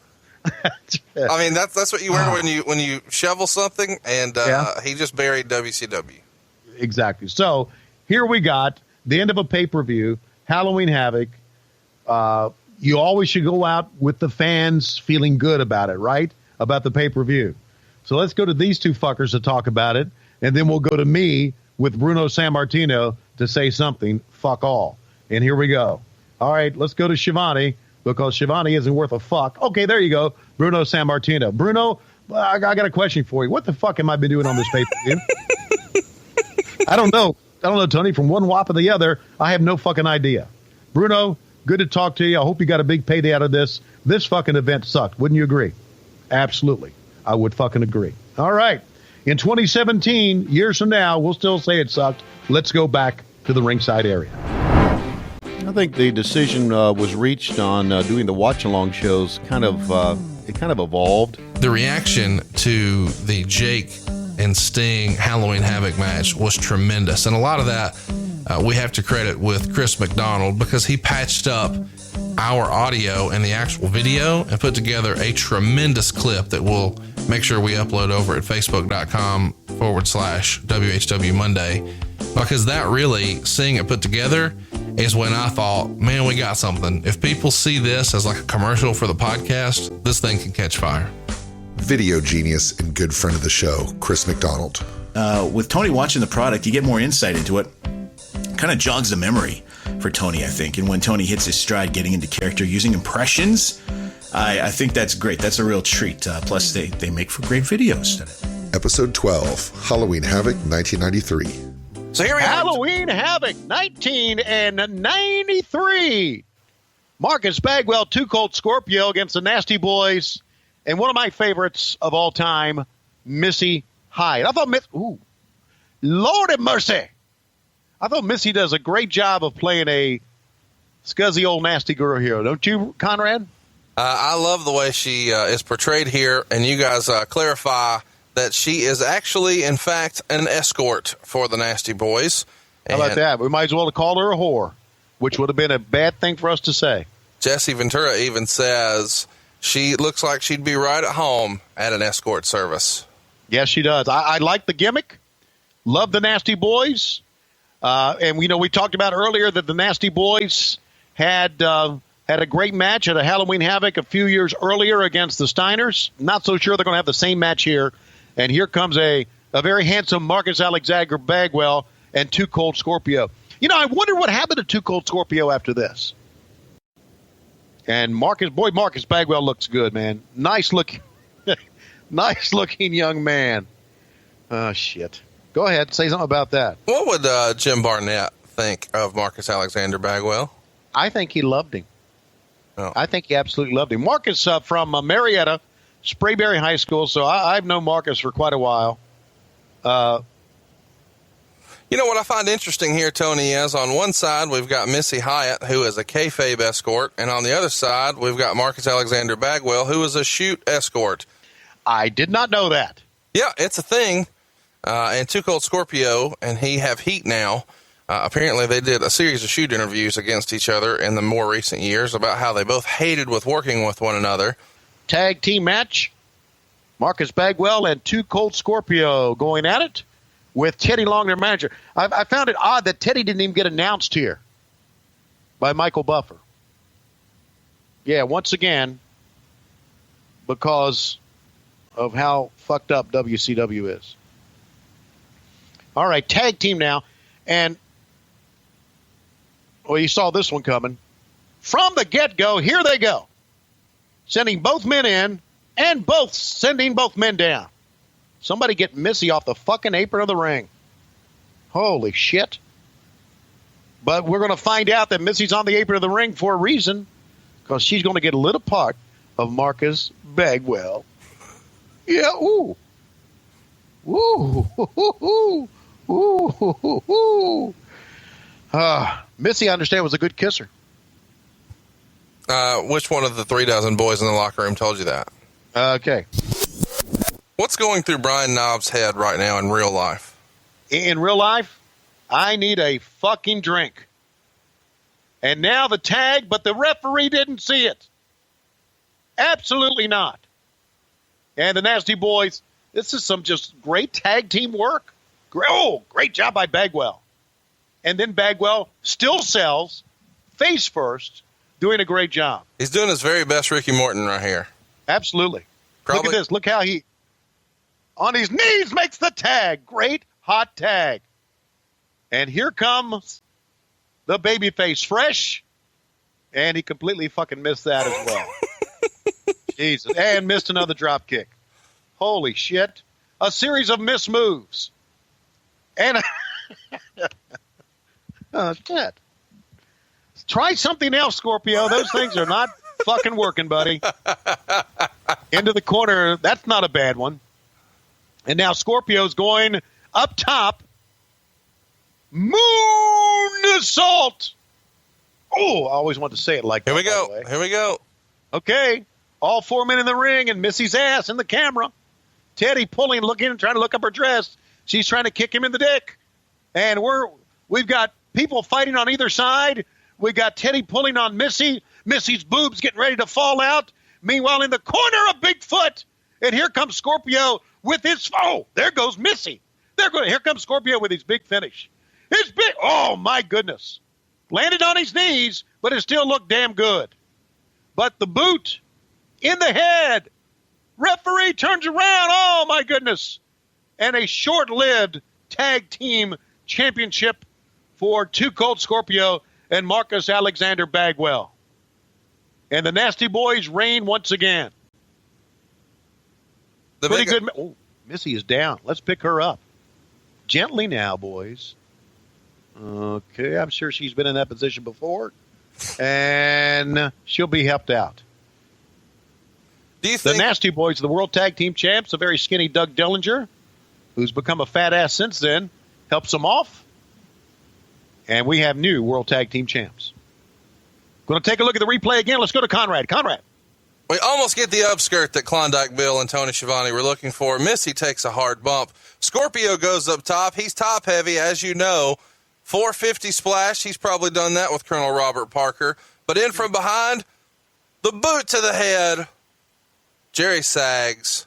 The same Nasty Boy finish we saw over and over and over. Brian Knobbs finally gets the drink he needs. And Bagwell is pissed. He didn't get paid for tonight's escort work, and he certainly got fucked. So there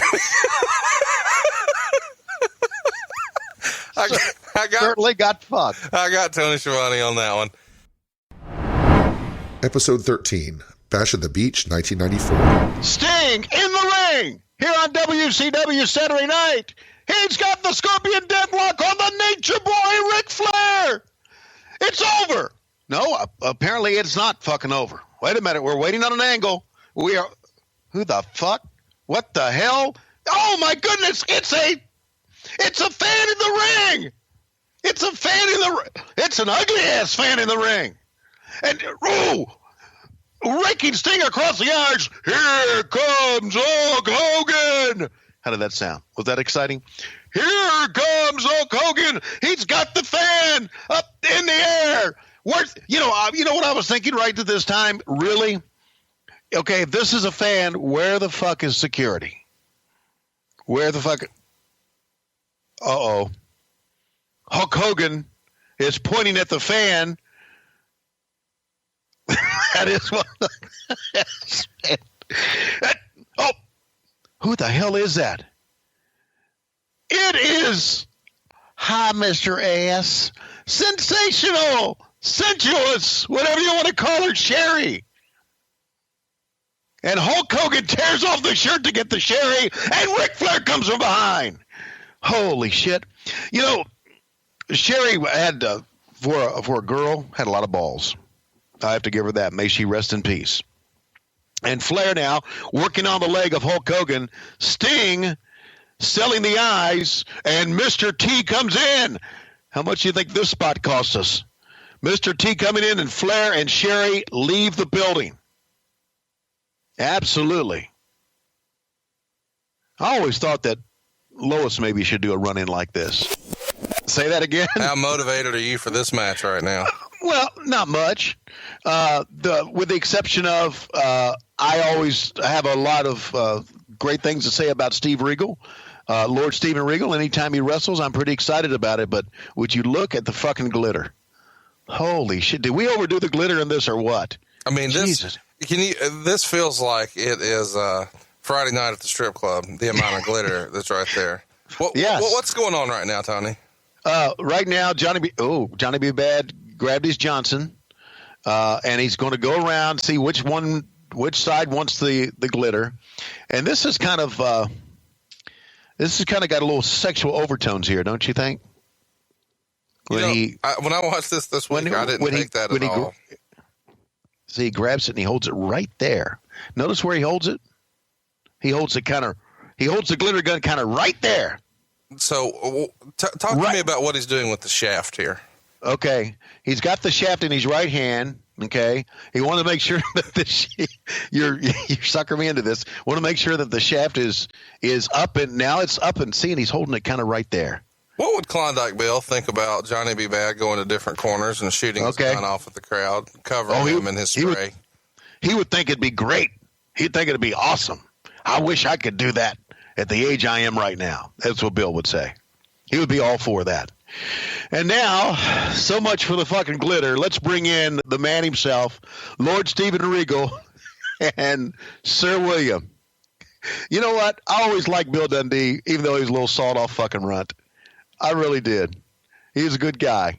And here is Lord Steven Regal. No one can display on his face disdain like Steven Regal. Agree. Yeah. I mean, he was so good at that. Have you ever seen someone do thumbs down with their whole palm open until right then in your life? Yeah. You know that that motherfucker wearing a tie-dyed Mickey Mouse shirt can't even give a thumbs down properly. He's got his fucking hand out flat pointing down. Like, I don't know if he's like doing a special wave or what. He was part of Darren Norwood's family that had ringside seats. All right, here we go. Lord Steven Regal. My immediately thought of and I remember this one. I'm thinking, what the hell is all this glitter still doing in the ring? Why can't we get Klondike or someone with a fucking broom to get this stuff out? I don't understand that. It would have only taken a second. It would have taken like 2 minutes, and it wouldn't have hurt this match. Shut up, Johnny. We don't give a fuck about what you're saying in the camera. Jesus Christ. That always bothered me because we were talking, and if they were going to say something relevant, I wanted to shut up, and it was kind of awkward at times. Don't you think? For us to be talking. All right, here we go. All right, I'm really excited about working with Heenan, and again, Lord Steven Regal does that. I always liked how you started that. There you go. Pivot and hook up with Johnny B. Bad. Johnny's showing a lot of fire and a lot of vigor here, and they go with a collar and elbow tie-up, and they're back in the corner, and Nick Patrick with a fresh buzz cut sends him away. Great reaction by Lord Steven Regal. I do say I still stay in contact with Regal. He's one of the funniest men alive, and he's still works for the WWE with NXT. This is a full arm dragon twist, and Johnny B. Bad reverses it, flips out of it for no apparent reason except to get the fans excited, and goes to it again. It's worth mentioning here that Steven Regal is 26 years old. Is he really? Yeah. He looked 33 there to me. Take over and front face lock, side headlock, Lord Steven Regal. This is for the World Television Championship, and as you can tell now, because it really has to get your attention, there's glitter all over the back of Regal. It looks like if he went home like this after a night at the strip club, he would have to tell his wife that he had been out hunting unicorns, because he would have no other excuse to be this covered in glitter. Nobody would buy, I've been wrestling Johnny B. Bad. No, you haven't. You've been in the champagne room. Oh, great leg trip that time. And Johnny B. Bad comes right back up. You know, I thought this was the beginning of this match is really a great contrast in styles. I think both wrestlers are doing it. Johnny B. Bad wants to pick up the intensity, and Regal wants to wrestle. So I thought both wrestlers did a very good job here of trying to get their styles over, and both doing a good job working here. You know, for not being in the business for too long, I thought Johnny B. Bad was a pretty good performer. Well, I think you're the only one. He has fucking struggled every time he grabbed an arm here, like he had no fucking idea what he was doing. Well, all right, okay, I understand that, but you got to realize that he's working with a guy who knows how to work.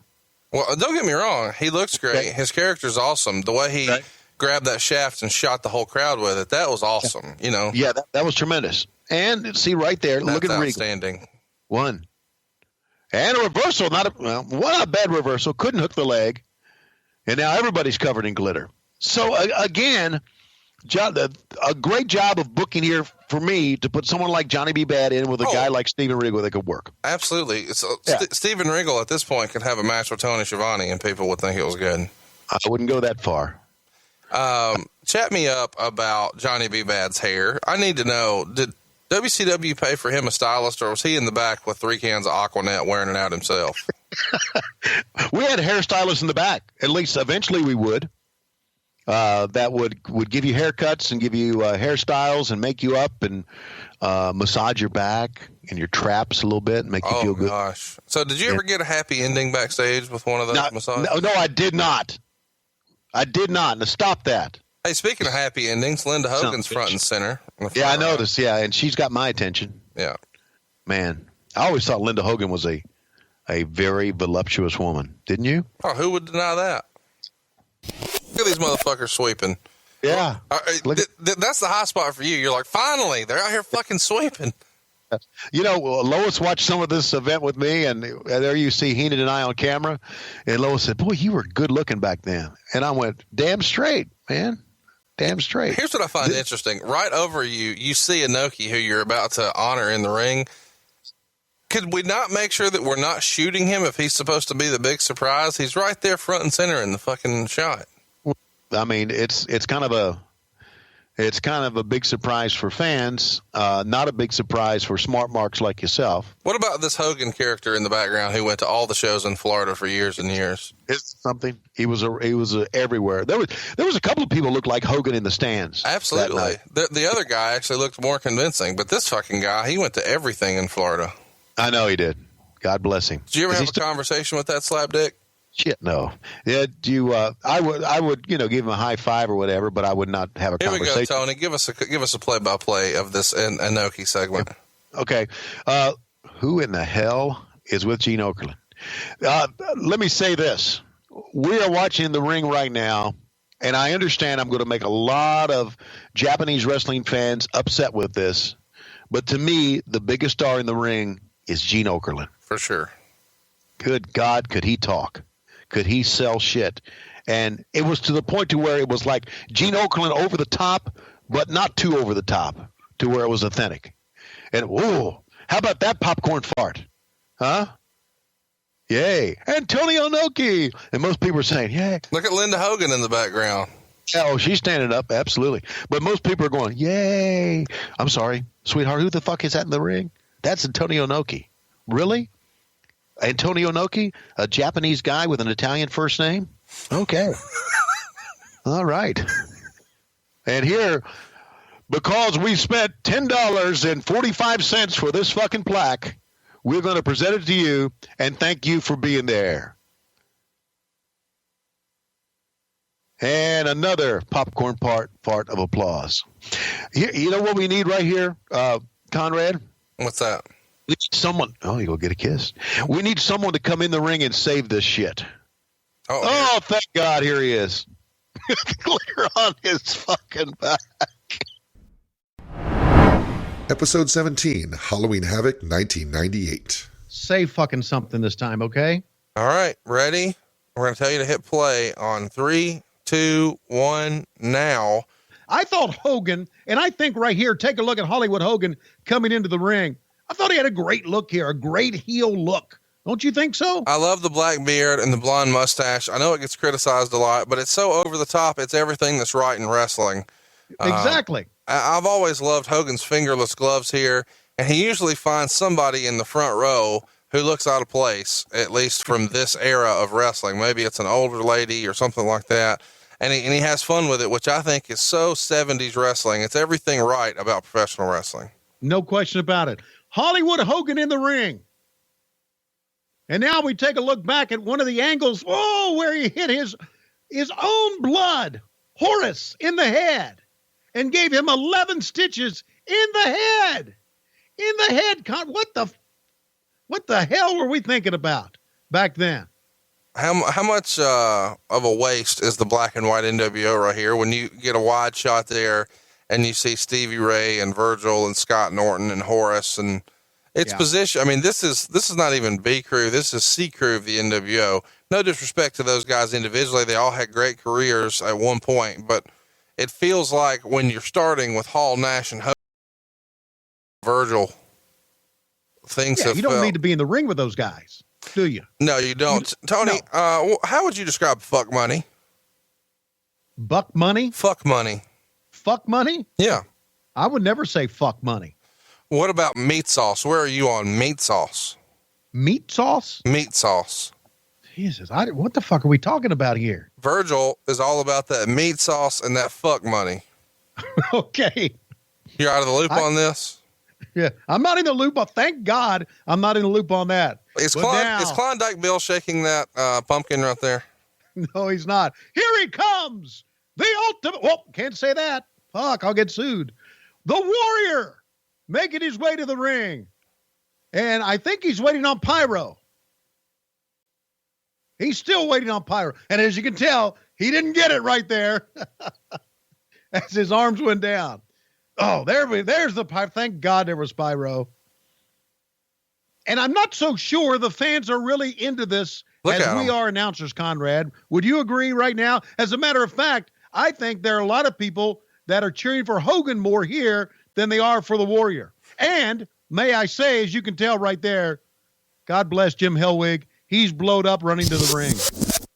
Warrior wants to do the test of strength. Which got us the famous, now infamous, I guess, blowjob gif of the Warrior's crotch head going crazy in Hogan's crotch in 1990. You think they'll be silly enough to recreate that spot? Hogan wanted no part of it. So now he goes with the collar and elbow tie-up, puts him back to the corner, and back and forth. These two main event superstars are slugging it out. What's the referee's name again? Kenny Powers. Kenny Powers trying to break him up. Hogan will not have any of it. A knee right to the throat. Warrior having air sex right now. Thrust, 1, 2. Thrust, 1, 2. He's doing 7-minute abs here. Oh, the dreaded finger lock. Oh, now he'll do it, right? He's got a now claw. That no good son of a bitch will do it. Once he gets him down. Yes, sir. Great strategy here by Hogan. Uh-oh. Uh-oh, face in the crotch. Face in the crotch. Oh, thank God they broke that one. I was getting excited about it there for a minute. Now that we know more about Hulk Hogan, do you think part of the strategy here was to sort of headbutt the Warrior with his thermos here? Do you think that's part of the strategy to just full on Bubba the Love Sponge's wife thermos to the head? Bam! Out of commission. Out of wrestling, brother. Let me take a breath here and try to get back into this shithole match we're watching. Oh, here comes the Warrior up. Here he comes up. Hogan trying to hold him off. What's he going to do? Oh, nothing. Right into the chest. Can I I need to make a confession here, Tony. I just realized 2 years ago that the Ultimate Warrior was supposed to be an Indian character. Really? I never put that together. Well, you can tell by the tassels. There was something about him, okay? Let me just go ahead and say, if that's not a t-shirt, there's no justice. We need a shirt that has tassels around the shoulder or around the arms that just says, clearly I'm Indian. Oh, and Hogan's bleeding. From a belt shot that he immediately popped up from and tried to set himself on fire with. Oh, Jesus And Christ. there's your 19th ding dong shot. Yeah. That was one of the things I took away from this show was the ding dong shots. Great, tremendous clothesline. Hogan's going to drop the big leg. When Reach for Thank God it's going to end. When that ding dong shot happened, I have to assume the Warrior went. And there's Horace Hogan, who has been irrelevant in all of wrestling history, but now suddenly is a big piece of the match. When the centerpiece of Hulk Hogan Ultimate Warrior Part 2 is Horace Hogan, tells you what you need to know. Oh, look, but the Warrior's coming back, Conrad. He's a maniac. Driving in place. And down goes Hogan. Down goes Hogan. Down goes Hogan. Stop me. I'm stuck. Down goes Hogan. No, you're on your own. We're all stuck in this hell of a match. There's Eric Bischoff. Get out of here, Kenny Powers. We got to do something. I wish he could headlock us so we wouldn't have to finish watching the match. Here comes Horse. Oh, he hit the Warrior in the back. With a spray painted chair. 1, 2, thank fucking God. Oh, Lord. You know what, though? The best part of the match hasn't even happened yet. So let's be clear here. On the most recent Nitro, Hogan hit this guy in the head. He picked up that jacket at the nearest Harley-Davidson outlet on the way to the show tonight. Right. Put 11 stitches in his head that we're going to see here in a minute. Yeah. And now, Kenny Powers is getting the business right over the top. Kenny's out of here. He's eastbound and down. Okay. Look at the blood. I can't believe we allowed that blood to go on. Hogan did what he wanted, brother. Yeah, that's exactly right, brother. Now they're talking, and we don't have any idea what they're really talking about, except to say, you passed the test. You passed the test, brother. Swerve. Now it's time for us to do what we really came here for. We're here to finish the Warrior. So let's get a shot of those stitches, and let's let you reach into your pocket. We're going to set us a barbecue. They're going to burn the Warrior. They're going to absolutely burn the Warrior. Well, Warrior just burned the whole town. So what's the difference? I know that, but they literally are going to burn him now. Go ahead. And now here comes Doug Dellinger and one of his Charlotte policemen helping him out. Get your ass out of here. Why is everybody so fired up about this? Everybody wanted this to be a hot match, have a hot finish. I know they wanted to be a hot match, but we burned the town down, basically what we did. I want to burn my fucking eyes out. I don't want to, I need my life back. I had to watch this twice this week. This has got to be a rib. I know, but I can say this, though. It's finally over, and that match was freaking smoking. How miserable was Eric Bischoff right here, knowing he had to go out here and sell this like this was anything decent, but in his head knowing this was horrible. I don't think Eric knew it was horrible at that time. But I think after he went back, look at the fans in the crowd. Look, no one knows what's going on. Look at Warrior. No. And probably neither does the Warrior. He probably didn't know this was going to happen to him. He's probably wondering, why does Horace's squirt smell so funny? I don't know. Oh my God, we're out of time. Our main event. See you tomorrow night.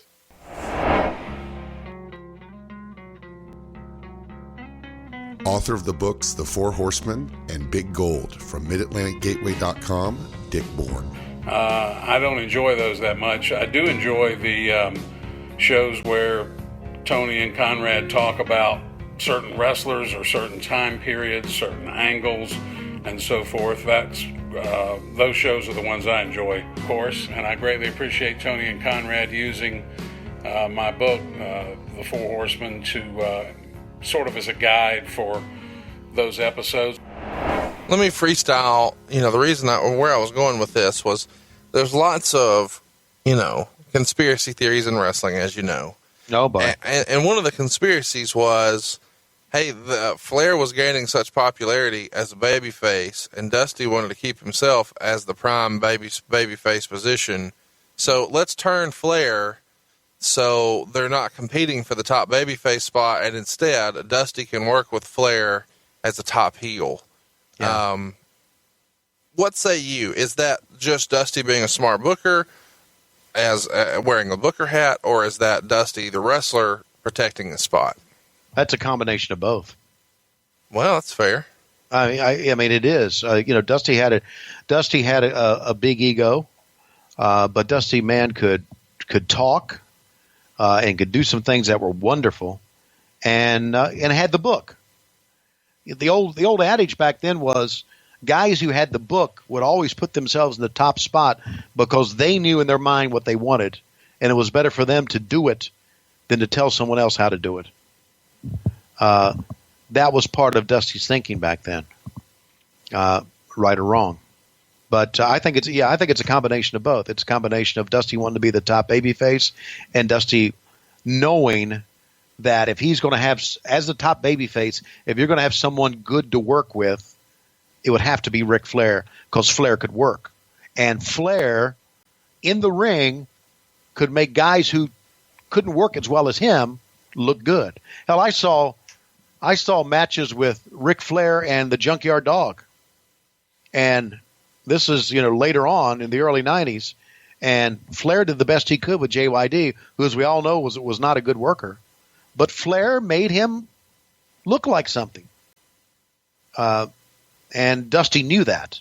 So I think Dusty wanted to get somebody in the ring with him that could work and had a great presence. And that's why he always paired himself with Flair. Not always, but many times did. Straight from the new Horseman book, Flair had just defeated Nikita Koloff inside a steel cage to successfully defend the NWA World Championship. Ivan Koloff had entered the cage, and both of the Russians were ganging up on Flair. Suddenly, Rhodes entered the cage to a huge ovation to help Flair once again, and he cleared the ring of the Russians. Flair seemed furious. Moments later, the Andersons entered the cage and attacked Rhodes. If fans thought for a moment that Flair might return the favor and lend a hand to Dusty, they soon learned otherwise. The Andersons locked the cage door and held Rhodes down to the mat as Flair came off the top rope on his leg, breaking his ankle. The babyface locker room emptied as Magnum TA, Ricky Morton, Robert Gibson, and Terry Taylor all tried to scale the cage walls, but the Andersons kept knocking them down. The Omni crowd began to riot. With that crazy scene in the Omni, the seeds were sown for what would become the battle of the Horsemen versus Dusty Rhodes for the next several years. You were there. What was it? Yeah. What was it like that night in the Omni? This is one of those iconic scenes that we see as fans in 2017 and think, boy, it'll never be like that again. Yeah, it was chaos. And I remember that he was concerned for his safety leaving the ring that night. We had one of our hot spots, the Omni, just like Greensboro, and one of the great angles. And the fact that they were in the steel cage and nobody could get in to help him out even made the situation even more urgent. I remember that being legitimate heat that you'll never see again.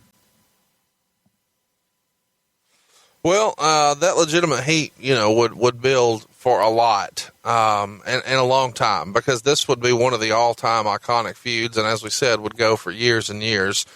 So soon after this massacre in the cage, Tully Blanchard becomes closely aligned with the Andersons, and he had spent the first half of '85 battling Rhodes over the TV title, and then the second half with Magnum TA over the U.S. title. Now there's four of them, and Baby Doll is at Tully's side, and we would begin to see these guys appear on each other's interviews. And this is the first time we'd really kind of seen this. Tully began teaming regularly with the Andersons in some six-man tag matches across the country as well. How friendly were these guys behind the scenes during this time? Was there some sort of formal introduction as to, hey, we're going to start pairing you guys together, or did it just kind of organically happen to the best of your recollection? It organically happened. Dusty had a pretty good idea on what could end a show and what would get the fans talking. And you'll notice on some of these shows back then, Flair came out more than once, and Tully would come out more than once, and then they would come out together. And there was a lot of impromptu, those guys joining each other at the set together. As we formatted the show out, there were a lot of times that I didn't see Tully, Rick, and Arn together. I just saw that maybe Tully was going to come out. But Flair and Arn would join him because in the back they were probably talking to Dusty about this, and they would have come up with things on the fly. How friendly were these guys behind the scenes? Is this, before they're really officially formed here, were they already behind the scenes traveling buddies? I mean, we hear a lot of times that, even today, guys ride together. Were these guys kind of riding buddies? Did they party together? What was that dynamic like? Ric Flair, Ole, and Tully Blanchard, and Arn Anderson, and JJ, and sometimes me when I was on the road, travel together. Not saying I'm a Horseman. Even before they were originally formed as the Horsemen, they were traveling buddies. Yes. Okay. Well, there you go. Ole did not travel with them. I see. Ole had a completely different lifestyle, a completely old school way of doing things. And I think Ole traveled on his own. He didn't want to get involved in any of that. Those guys traveled together, and he was a separate. So they got along, and Ole got along with them. But there was quite a separation between Ole and the rest of the guys. Do you have any good examples or stories you can share with us about how that dynamic worked with Ole kind of being on his own? I just know Ole at a lot of times would say, as Flair would do his stuff and do his interviews, and we would be on the road. I remember Ole saying, "I'm not getting involved in that shit at all." He would tell me that. Ole was a great conversationalist. You could sit down and talk to Ole Anderson for hours about anything. He loved to talk about money. He loved to talk about the stock market. But he could sit down and talk to him for hours about anything. But when you talked about Flair and those guys, he never criticized what they did on camera, what they did in the ring. But he would always I'm not doing that shit as far as going on the road with them and drinking and partying. So he was very much against that and very opposed to it. And I guess maybe didn't appreciate it. So he didn't party. Did he dilly-dally? No. If he did, that was ultra kayfabe. So Arn didn't like, or Ole didn't like alcohol or women, and he was a Horseman. It's no wonder they kicked his ass out. I know. He may have secretly liked both, but Ole just showed up, right? I mean, we would be around, and then Ole would show up, not being with the other guys. There may have been sometimes because of need and because of just at the right time that Ole would hop into a car and go to a town with them. But Ole never went to the bar. Ole never went out to dinner. And I don't know why he didn't, because Flair always picked up the tab, and Ole was so fucking tight that he would have loved that. Well, I tell you what, you could tell Ole was tight because he used to wear those T-shirts on TV that would just iron on letters. That my favorite was the one that said, "Damn, I am good." I'm a big fan of that one. And he wore those burgundy trunks and those boots with the gold stripes on it that he wore from the 60s, I guess. The personality shows were fun. You really got to jog your memory with those. I don't know that we are ever going to do one better than the Bobby Heenan one. Yeah, can I respond to this chair thing? Yeah, let's do it. Okay, let's do it. I always liked my chair high, but I never thought my chair should be higher than Heenan's. And Heenan used to always grab my chair, and I would go way down. And I thought it was a fucking gag, and I would get back up, and I would take it, and I would go up, and he would go way down again. And I would laugh, thinking it was fucking Heenan being Heenan. But I never thought that he thought that my chair should be higher than his. Well, maybe by my annex that I can see where he would think that. But I always thought it was funny because he would hit that button and down I would go. Isn't it true that one of the reasons you wanted to lift your chair is you're a short little fucker? No, yeah, that's true. So, absolutely. Maybe he just thought you had some sort of weird leather jacket Napoleon complex. That sounds right to me. But he did a lot of crazy shit, man. He did a lot of crazy stuff, and it made us laugh. I mean, a lot. And so that was one of them. And if that's a way of heaping shit on me, fine, because at the time it was funny. Let's keep going in the book here. Tony has not spoken to me since I left WCW. He never said goodbye to me. He knew it was coming, but he never told me that they weren't going to renew me. If knowledge is power, he wanted that power. And the time I worked for him, he never had me over to his house even once, even though we live close to each other. I had him over to my house twice. After I was released from WCW, I was out on New Year's Eve with the Tenays in Atlanta. My wife went to use the restroom downstairs. Cindy came back to tell me that Tony and his wife were at the bar. I walked downstairs and sat across from the bar from Tony and just stared at him. Tony saw me and then would try to avoid looking at me. Finally, he left. The next day, he told Tenay that he and his wife had to go home. They couldn't even eat because they were so upset. He couldn't figure out why I would stare at him and not acknowledge him. I told Mike what to tell him. It's obvious I can't trust you. It's obvious you don't like me. There's nothing to say. So if I can't trust you, I'm going to watch you. I ruined his New Year's. Do you recall? Yeah, he did. Do you remember this? Oh, yeah, he did. And he stared at us, and I didn't know whether to walk over. I should have walked over and said, Bobby, I'm sorry, I didn't. One of the guys at the bar who worked there, he said, if you and your wife want to have dinner here, I will make sure he goes away. And I said, no, I'm not going to cause a scene. We will just leave. But it was Mike Tenay who actually came downstairs and saw me. It wasn't Cindy. It was Tenay who came downstairs and saw me and went back up and told Heenan that we were there for New Year's Eve. Let me tell you exactly what happened when Bobby Heenan got fired and why I fucked it up and why he is really mad at me, which I can understand why. I got a call from Craig Leathers at my house who said, we are firing Bobby Heenan, or we have fired Bobby Heenan. And I said, okay, so now, since I'm in charge of the announcers, do you want me to do it? Because Craig, I shouldn't do it. He said, no, I've done it already. I've talked to him on the phone, and he has threatened a lawsuit. So I'm telling you, as your supervisor, do not call him. Do not have any contact with him because he's threatened our company with a lawsuit. And I said, okay, I won't call him. Realistically, I should have said, okay, I won't call him, hung up the phone and turned around and called him. That's what I should have done. But I didn't. I didn't know it was coming. I didn't call him because Craig told me not to. And I should have because we had been very close and we had been very good friends and we had traveled up and down on the road together. So that was my mistake. And I'm sorry for it. I really am. And that's why he was angry at me. I really liked the Macho Man Randy Savage. Okay, so what's next? We're talking about Randy Savage. He's saying that at the Clash, he and Sting are going to be watching Hogan's back against the Dungeon of Doom. And he says he's going to be ringside doing color commentary during Hogan Kamala for the August 6th Clash.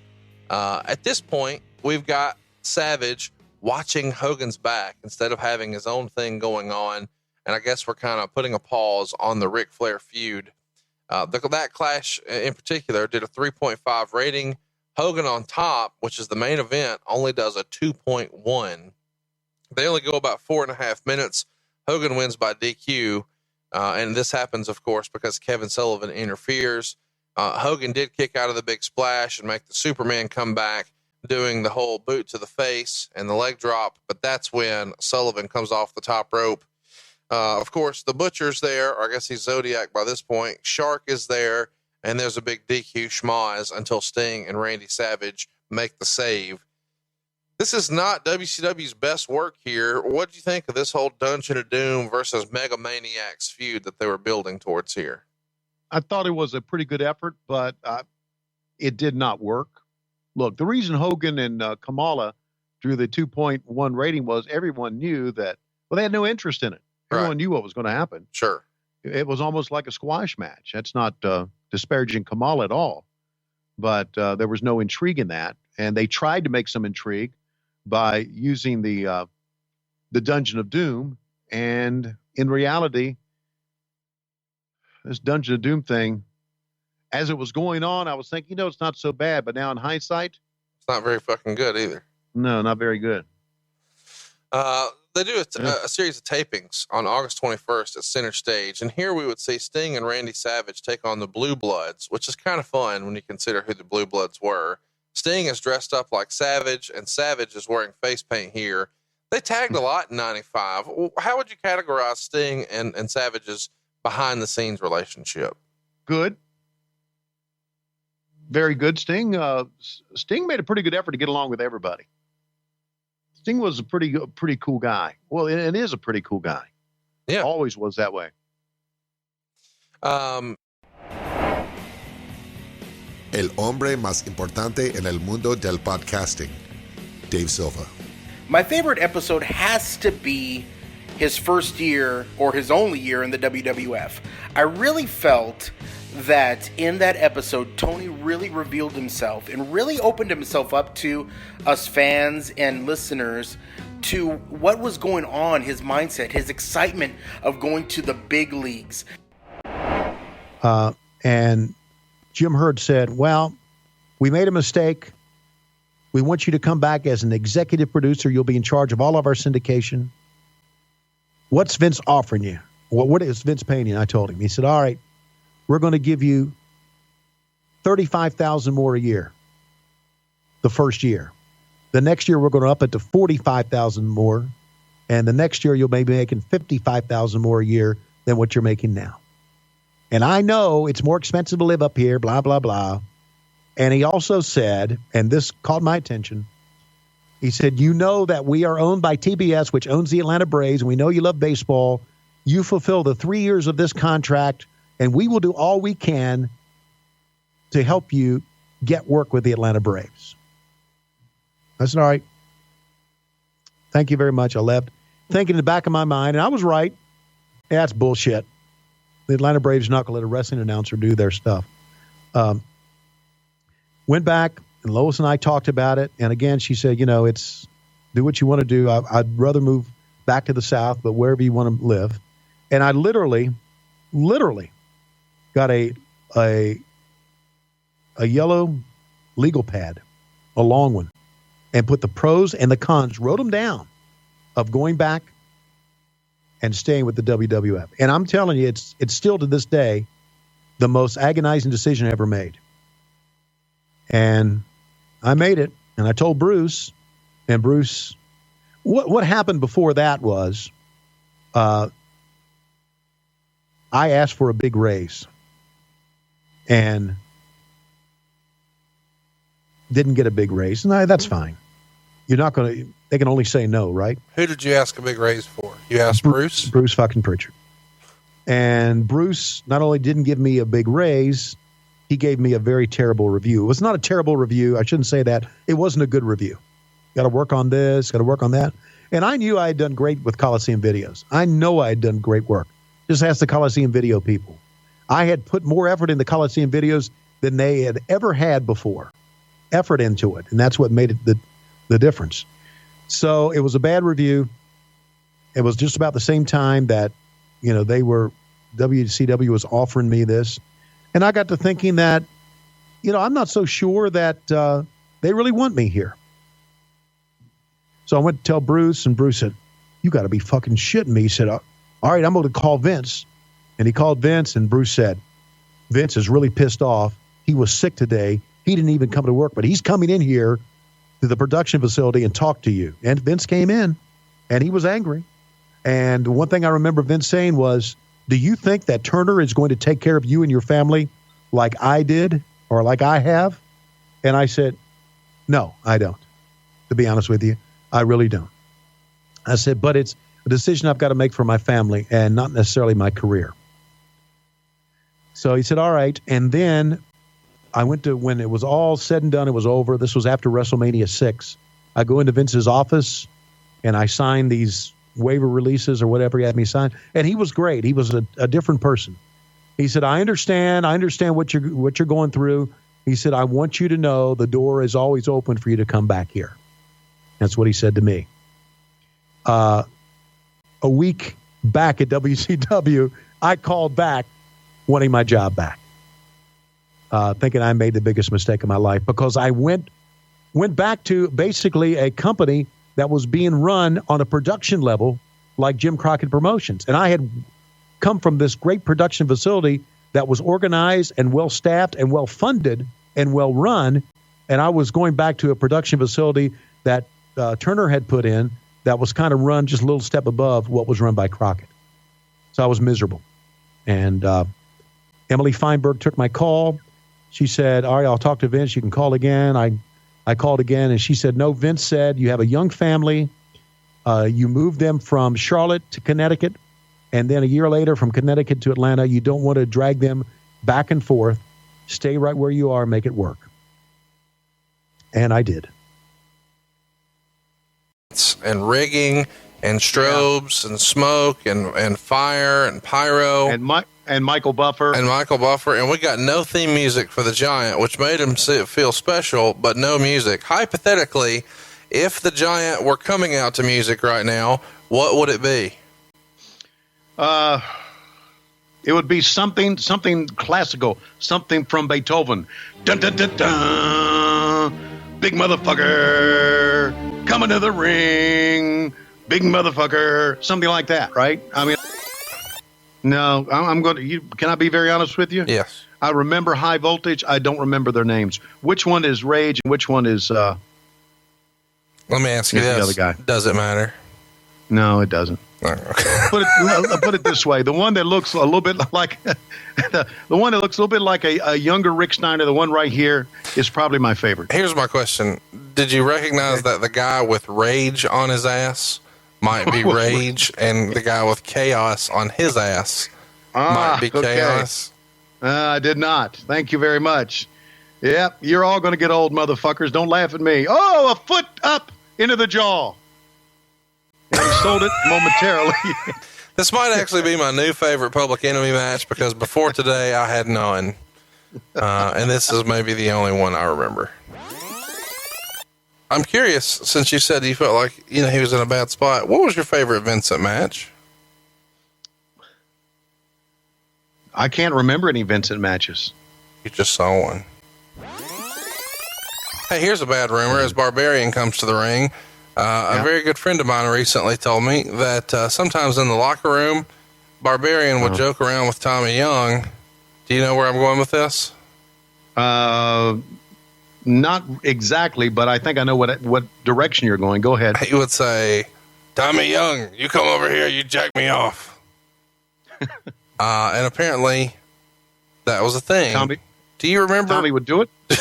Well, I wasn't there. This is all rumor and innuendo. I'm asking, do you remember Tommy Young passing out hand relief? No, I do not. What I remember about Tommy Young was Tommy did admit that he was gay, and I remember him telling Heenan one time, he said, I am gay, but I'm non-practicing. Yeah, I've heard that. I swear I was going to bring that up because when I heard non-practicing, I laughed out loud.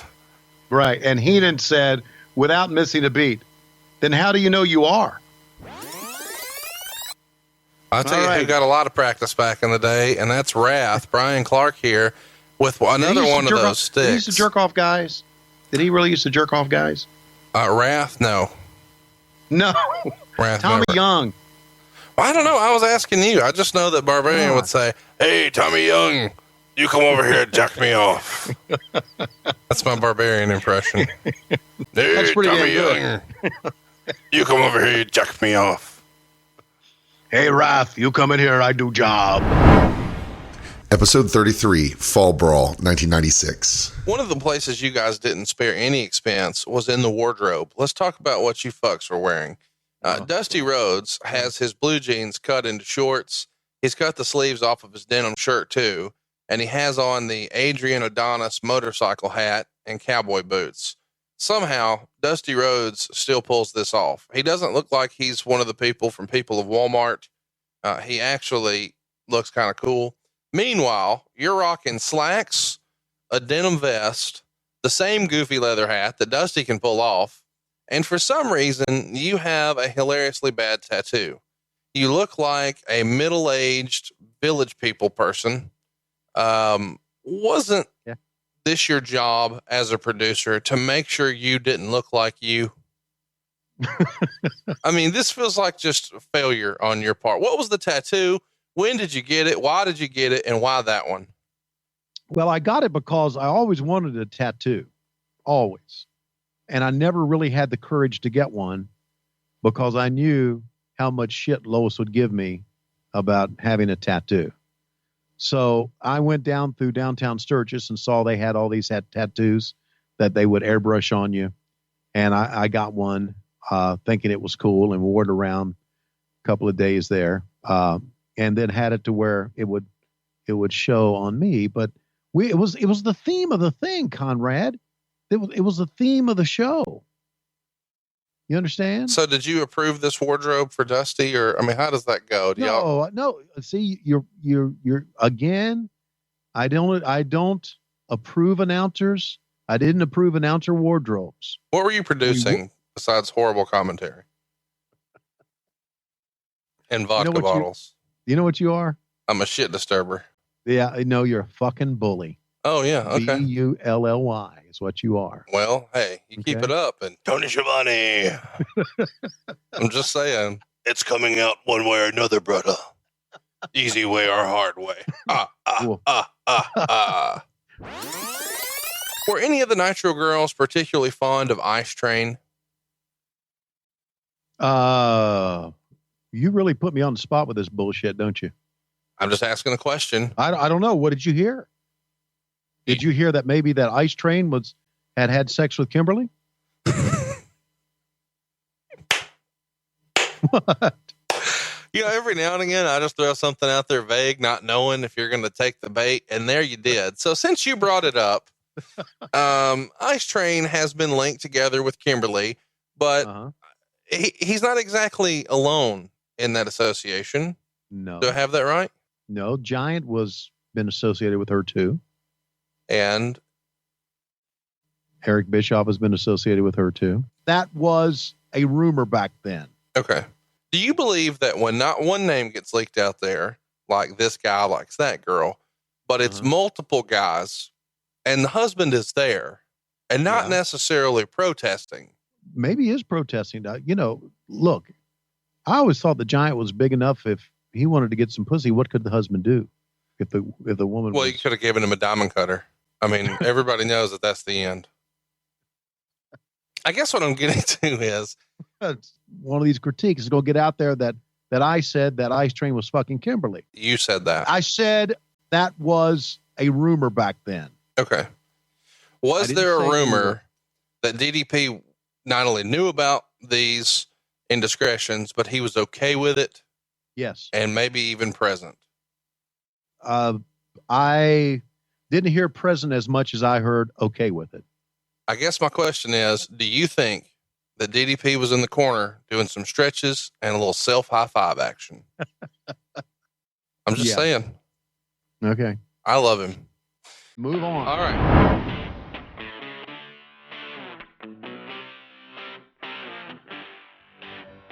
Yeah, I like the Q&A shows. I know Conrad does, because basically you don't have to do as much work with the Q&A shows. You just read questions that we get on social media. Conrad does all the background work. He does all the heavy lifting in this. I just kind of sit my fat ass down and respond to what he says.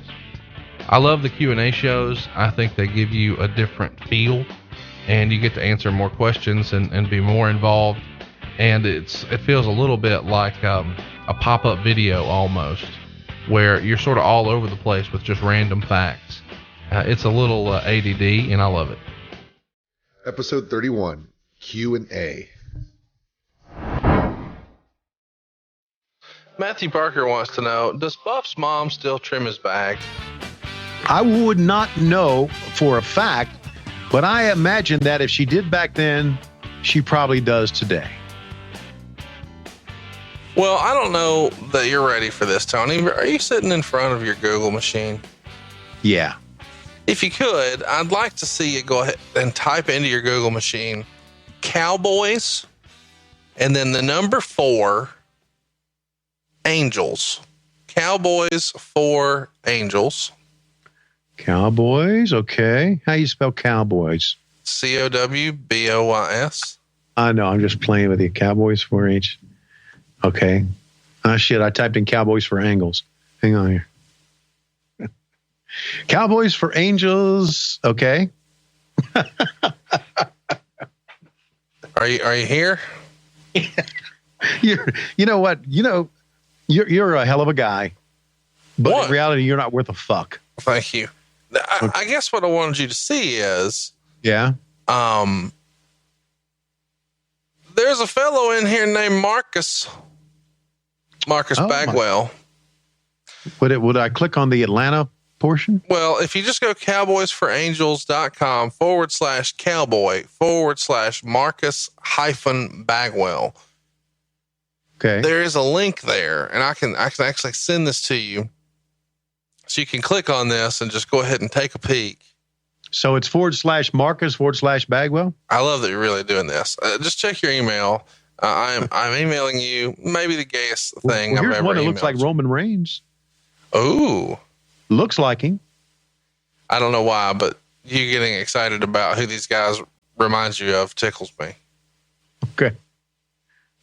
Apparently, he's not active right now because when I click on Atlanta, I just see Enzo and Dominic, and those sound like wrestler names.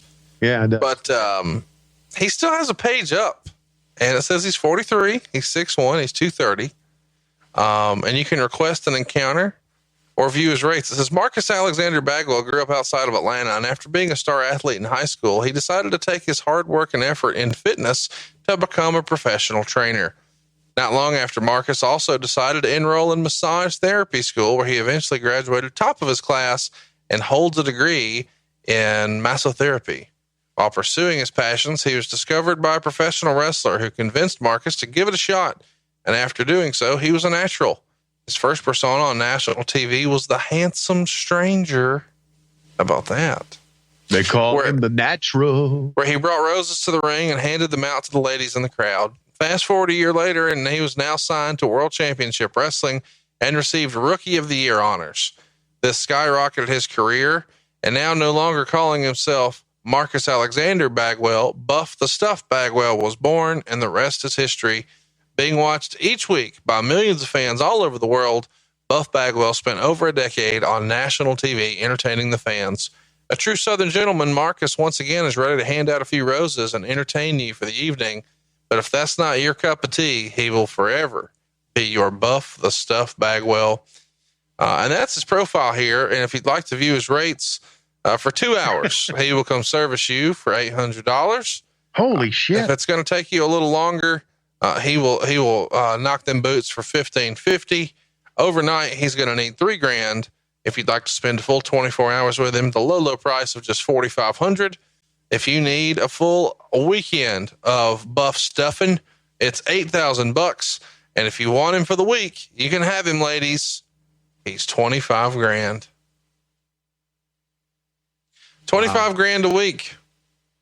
I'm in the wrong business. Well, here's what I want to know. Next week, can we set you up a profile on Cowboys for Angels? And for $25,000 a week, we could get this wedding knocked out in short order. Do it for the kids. Well, yeah. Dave Silva. Now, Lois Schiavone is the diamond of WHW. And she has a fantastic sense of humor. She's a wonderful woman. I think that Tony gives her a hard time because obviously he has to live with her and I don't. But I just think she's wonderful. And we all love her being a part of the show. And we love that beautiful, sweet princess voice whenever she gives her 3, 2, 1, blast off. But I like Lois, and she doesn't take any shit. And I don't mind the run-ins. Just keep her off Netflix when Tony's doing the damn show, all right? She's fantastic. And I love that she gives Tony shit all the time. She always was, even back when we were dating, one of the funniest people I've ever met. The first Lois run-in was a complete accident, and Tony was a little upset by it. I feel like we need music right now, like game show music as she makes her approach. Try. Go fighting! Would you Here we go. 10 hours later, she's downstairs. So that's what I remember about that Clash of the Champions. What else we got for next week? War Games 2000. It's not nearly as interesting as what's going on at your house. In the Triple Cage War Games match, we've got Kevin Nash, Jeff Jarrett, Scott Steiner, and Vince Russo taking on Booker T, Goldberg, Chronic, and Sting. Your memories, briefly, of War Games 2000. I don't want to take away from what's happening at your house right now. I don't have any memories of that. Look. What? This is awesome. Okay, I said on here that If I was ever inducted into the Hall of Fame, as you know, I'll never be, because we had a bobblehead this past weekend, and that was great. That Conrad Thompson should induct me. Don't you think that my humor has gotten better and that my life has gotten better? Because you want Conrad to induct you? Yeah, in the Hall of Fame. Don't you think that would be funny? No, it sounds criminal to me. Okay, thank you very much. Sounds perverted. Yeah, okay, thank you. Hey, I don't know about you guys. Yeah. Does she know how Sonny makes a living in 2017? Yeah, let's induct you. What's that? Sonny makes a living in 2017 by Skyping with wrestling fans. Yeah. While they jerk off. Yeah. There's a Sonny who's a valet, makes a living Skyping with wrestling fans while they jerk off. So. And I'm a wrestling fan. Oh, you guys are sick fucks. Come on. Let's go, dogs. Well, yeah, let's go, dogs. Yeah. Here we go. All right. Yeah, I think it's funny. I mean, don't you think it's funny? No, I think you're perverted. No. What's she doing to that dog? You guys will do anything for money. Don't do me for show us your boobs. Hey, you know what the difference is? She's never done anything for money.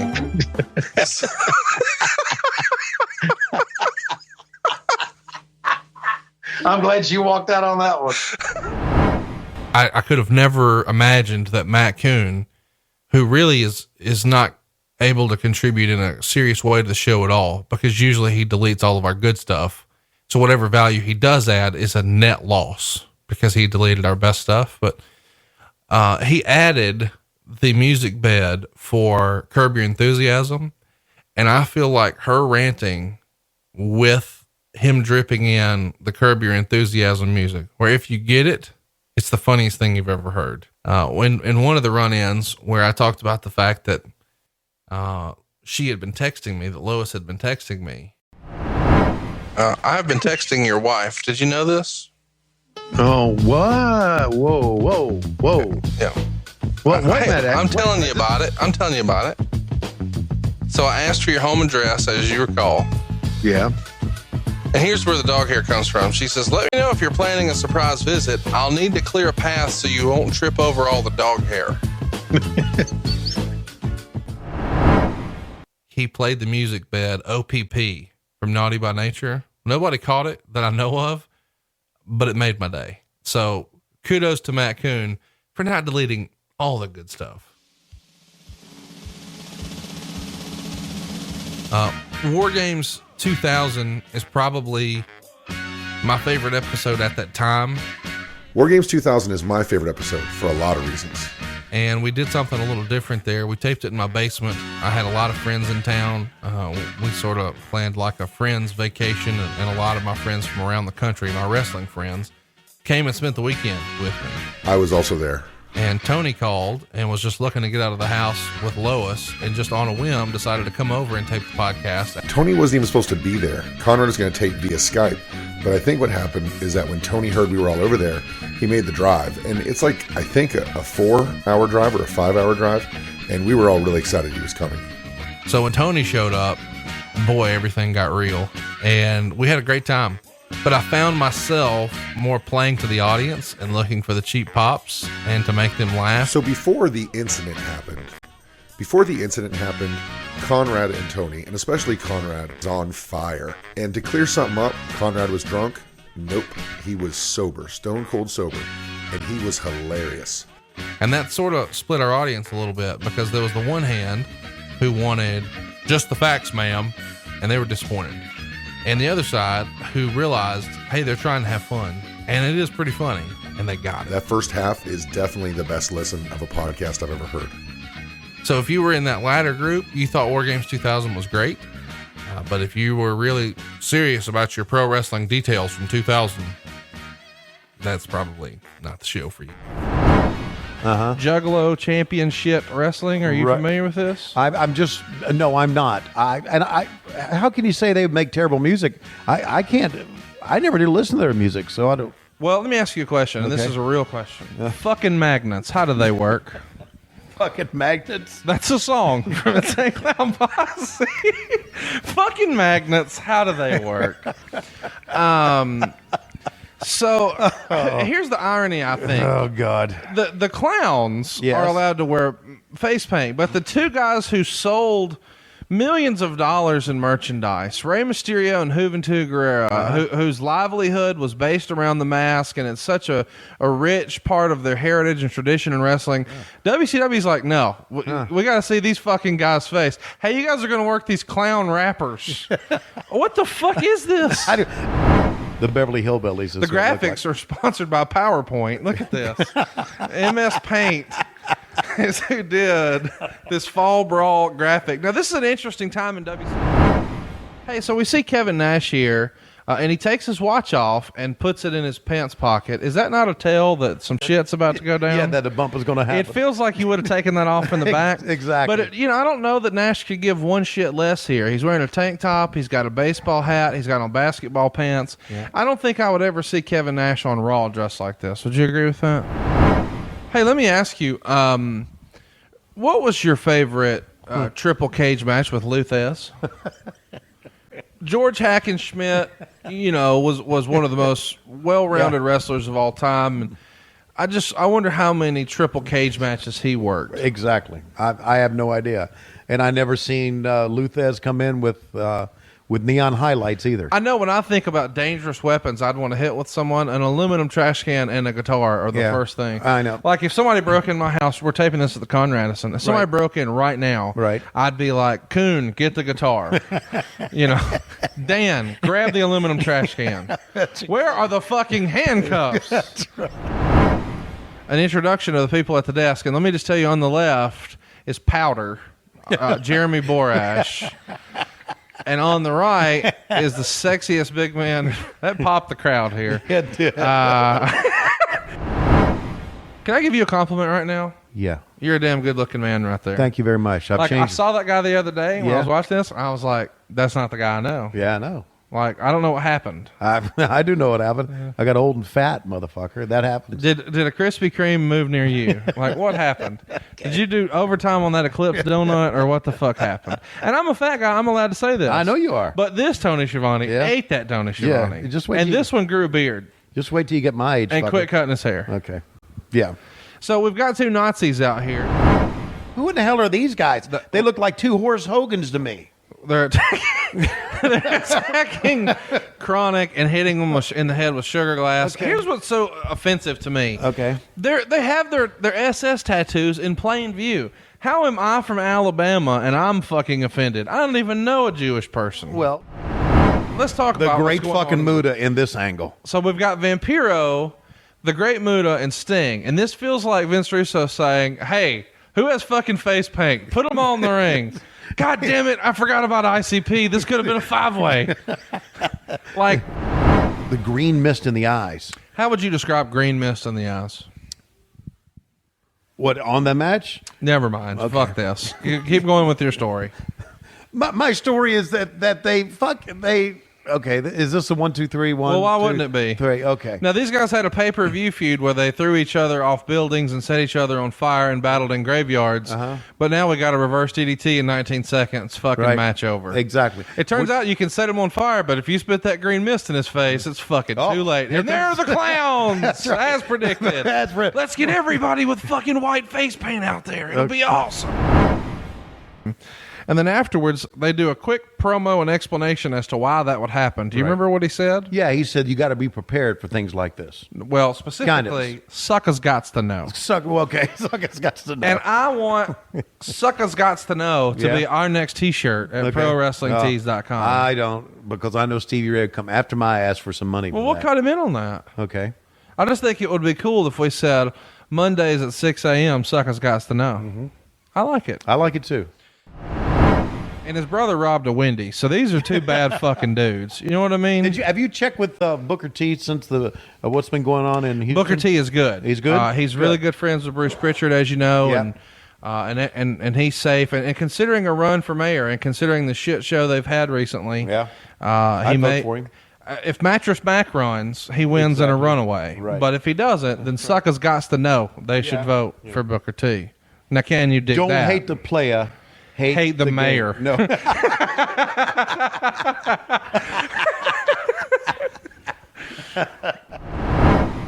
Why weren't the Harris twins programmed against Goldberg? Considering their SS tattoos, it feels like a natural fit, does it not? Yes, it does. It feels like a natural. We know that the hero would have prevailed. Right. I mean, Goldberg would have smashed them at the same of course time. He would have. Yeah. Yeah. I think it would have been great. Absolutely. That's Kaz Hayashi and Jimmy Wang Yang and whatever they are. Jamie Noble in a mask. Jamie Noble in a mask. Good job, Matt. Okay, Matt knows more about this shit than I do. Well, who doesn't, in fairness? Jamie Noble forgot to jump, and they reminded him and then forced him right through the table. Exactly. Jamie Noble's dead. Maybe Nydia can come revive him. And now we're going to go from shitty. Remember that? And they're going to be 3-on-2 here, which feels like something Buff Bagwell charges by the hour for. We're going to see why she got it. Taking the Jeff Jarrett hit the balsa guitar right over her head. Wow. Did you ever play with the balsa guitar? It feels like that would have been something you would have had fun with. Play with it? Well, it's a gimmick, right? And so it's balsa wood or some similar shit. It feels like you would have been like, I need to take one of those home and smack Chris Schiavone over the fucking head with it. No, but by God, that would have been a hell of an idea. I mean, I think that'd be great. Exactly. What do you mean you got a C on your report card? Come here, boy. Whack. You better get all A's next time, you slap nuts. At all. Hypothetically, if you were making a pass at Tori, what would that sound like? Tori Wilson, come here.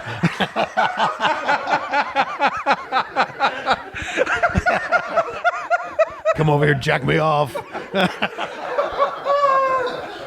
I feel like it'd be like, Tori Wilson, eating ain't cheating. Come get your cat bath.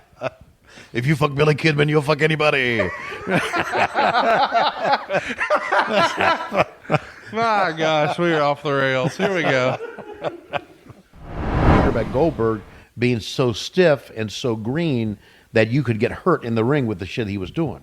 Because the shit he was doing was look real, and the reason it looked real was because a lot of it was real. Yeah. Well, I mean, is that really like? I guess that's the thing is you're putting over him at the beginning of this program, saying that he was over and he had natural charisma, or did he just fucking hurt people without regard for them? Because the whole idea behind wrestling is to make it look like it hurts, but not actually hurt anybody. Exactly. He wasn't the first though that did that. I mean, you can't. But he ended Bret Hart's career. Okay. I mean, so. Well, if we're gonna, I guess you don't like me to say that. That's just me. Okay, I don't. So, but he didn't end your career or kick your fucking head into the third round. No, he did not. No, he did not.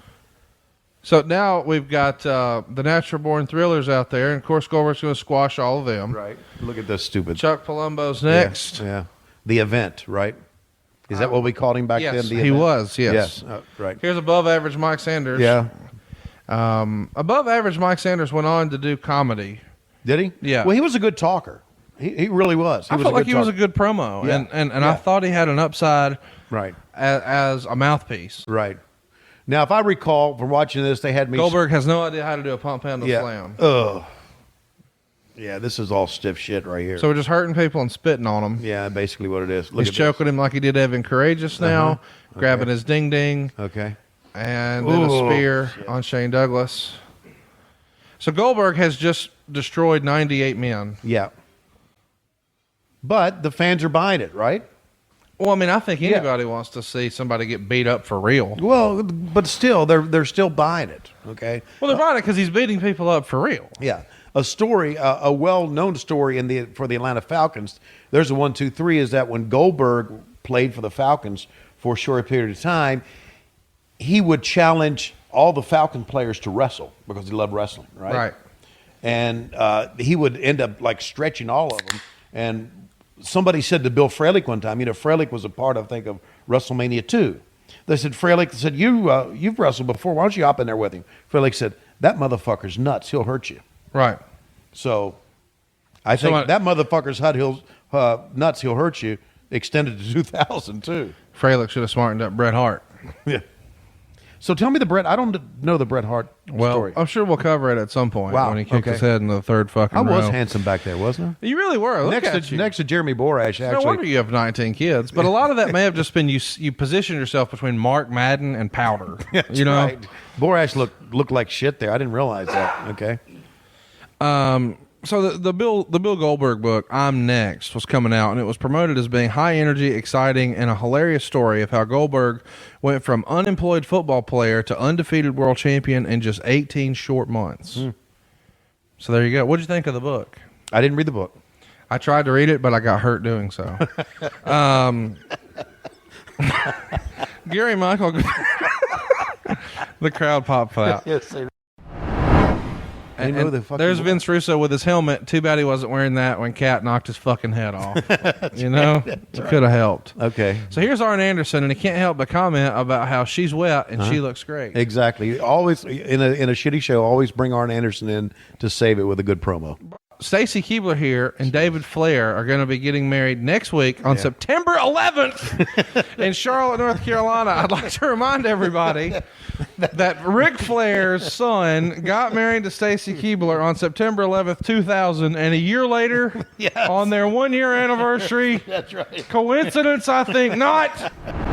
John Rocker. Do you remember this? No, I do not. You remember what John Rocker said? No. What he said about, in New York got him. Yes, right. So they tried to go into business for themselves, bro. Okay. And challenge him for something on WCW. How much heat would John Rocker have had he appeared at a pay-per-view for you guys here? Well, he showed up at a couple events for us, but they wouldn't use him. That feels like the biggest waste in the history. When you've got that much heat, why would you not use that? He was on a rehab assignment with the Richmond Braves. And we were at the Richmond Coliseum, and we sent a limo to pick him up because Tenay was in the limo to pick him up. Was there a black driver? I got news for you. We're doing it way past the wedding. Are we? You and I are joined at the hip for a long time. Thought I was getting out of this. Okay. Then I'll quit, and you go back to sucking Bruce's dick. You know, me sucking Bruce's dick got an award. Did you know that? That's podcast of the year. Tony Schiavone has passed away. He's choking on ice. He's spitting everywhere. All right, in the back, we see Big Papa Pump warming up for Tommy Young. Vince Russo's got his helmet on. I'm not sure what the fuck is going on.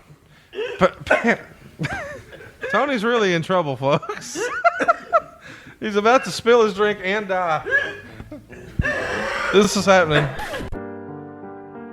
When that whole choking thing goes down, as I'm laughing and thinking this is all a joke, he realizes that I think it's a joke, and he makes eye contact with me. So instead of looking forward, he looks over at me, and I look over at him, and I see panic in his eyes, like real panic. And I realized once we locked eyes, oh, this is serious. He's in trouble.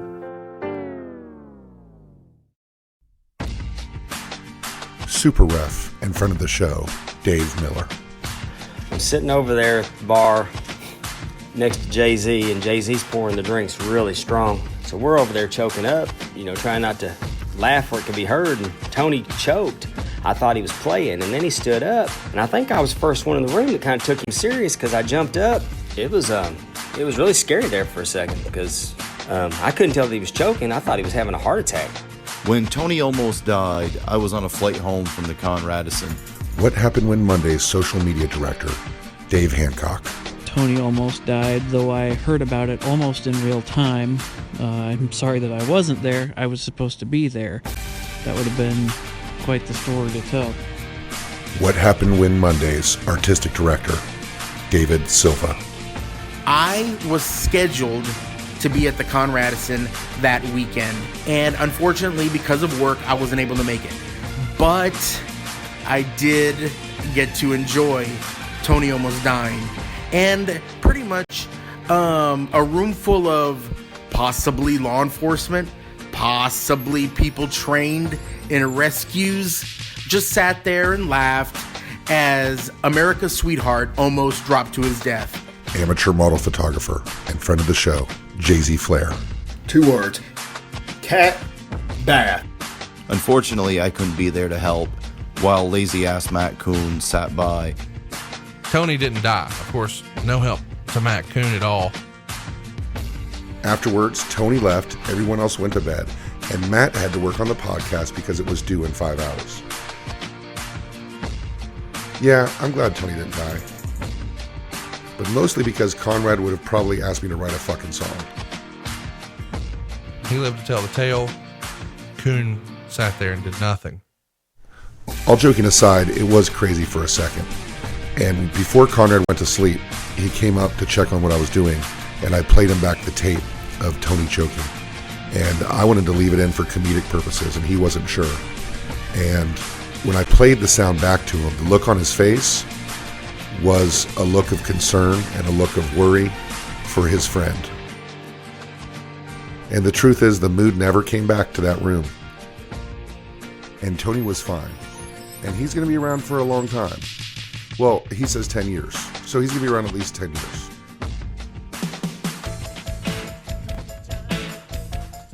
For Conrad Thompson, enough was enough, and it was time for a change. The Steve Austin Show is the worst show in the history of shows. It is the textbook example of everything not to do with a wrestling podcast, besides the J.J. Dillon Show. I mean, that's the worst. But that Austin Show is not much better than a J.J. Dillon Show. I mean, it's better than that. I think the decision was reached on doing the watch-along shows. It kind of evolved. I just said, Tony, we're just doing watch-along now. That's it. And I know that's probably not what a lot of people want to hear, but it wasn't really a vote by committee. Tony looks to me to say, hey man, what's going to get us the most downloads? What are they digging? And he trusts me because I'm a wrestling fan. I'm not like a genius podcaster. Because of his knowledge and because he is one of the guys who loves wrestling. Not that I don't, but he's the one that kind of gets his finger on the pulse of what works and what doesn't. I'm a wrestling fan, so I'm trying to put out a product that I would listen to. So it's kind of easy if you're a buyer, hey, create something you would buy. And I would buy a watch-along show more so than, I don't remember, it was the booking committee.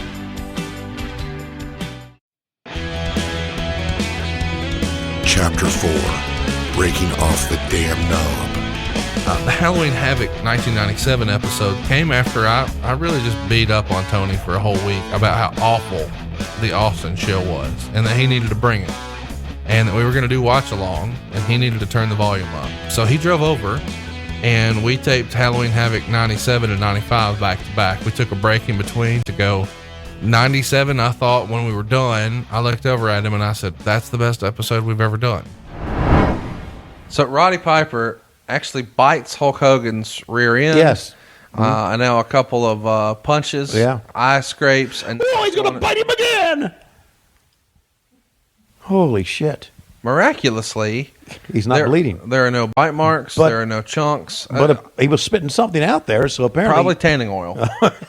Probably was, no, he's biting him in the forehead. Holy shit. And head first.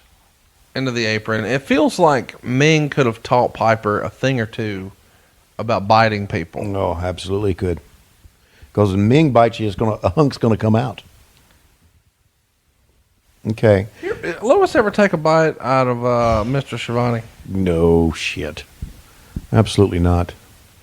Feels like she's a scrapper. She'd take a bite out of a piece of fried chicken. That's about it. She likes her cock meat fried. Got it. Jesus. What? Meanwhile, back to the match. Roddy Piper pressure to the ears, chasing Hogan, who's rocking on the top. Hogan's thinking, I'm too old for this shit. And the WWF, on the other hand, is trying to present it as being too old for this shit. Oh, my goodness. Back they go, stomping all into the face of Hulk Hogan, to the throat. Roddy Piper's a possessed man. What do you think, Conrad? Thank you very much. And now we go back to the action. Thank you.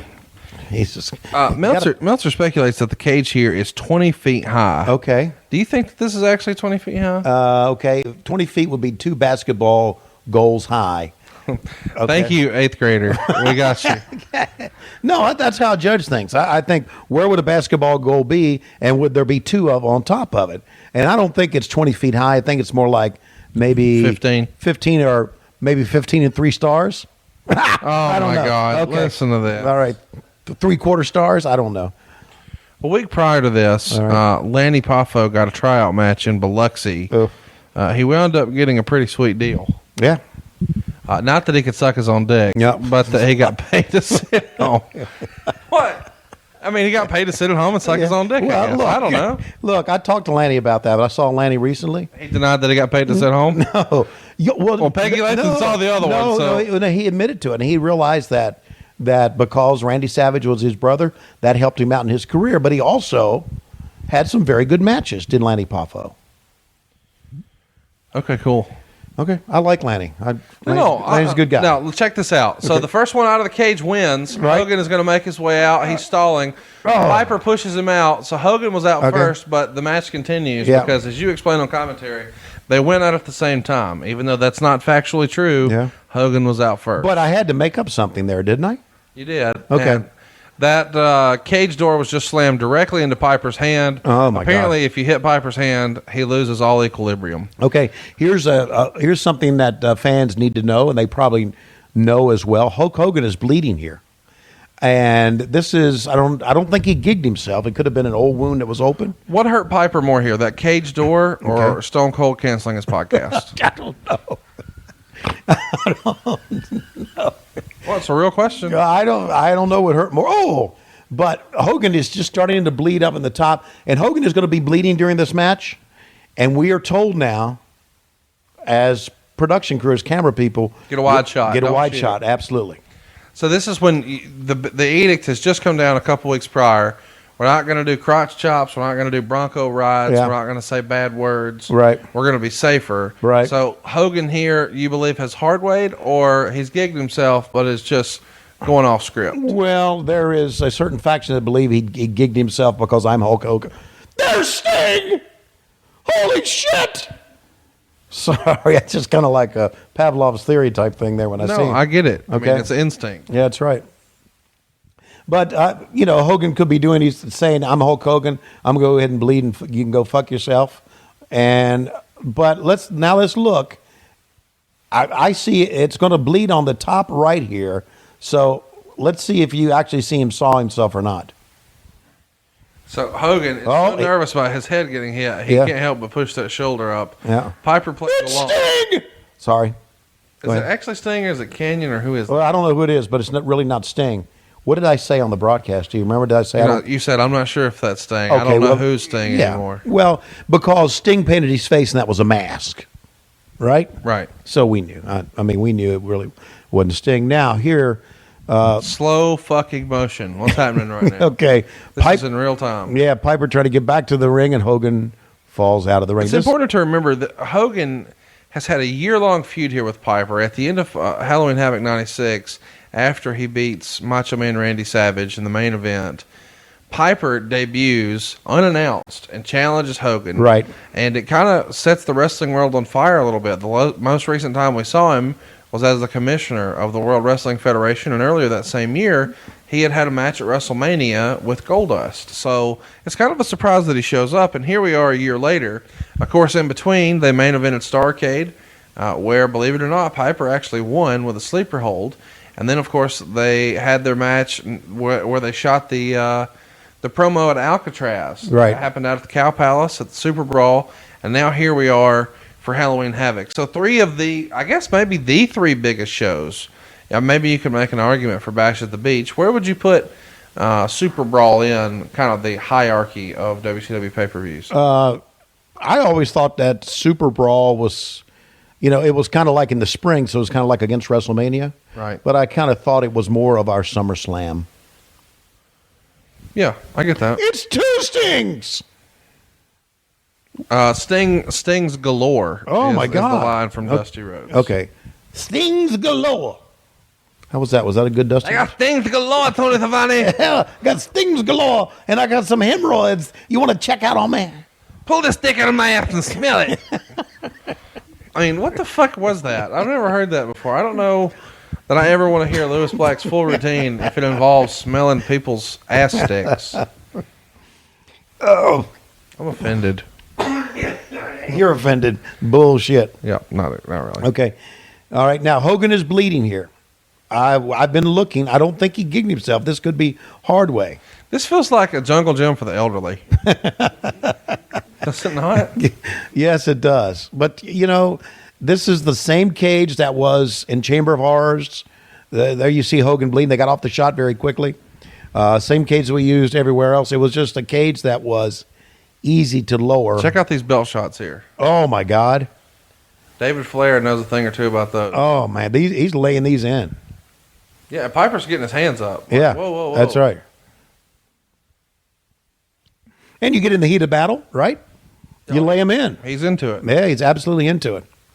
I don't think Hogan can't do some heel shit here, man. I know we always talk about how much we like him, how much a great performer he was in light of everybody in Dirt Sheet World hating him, but he could do some heel shit, man.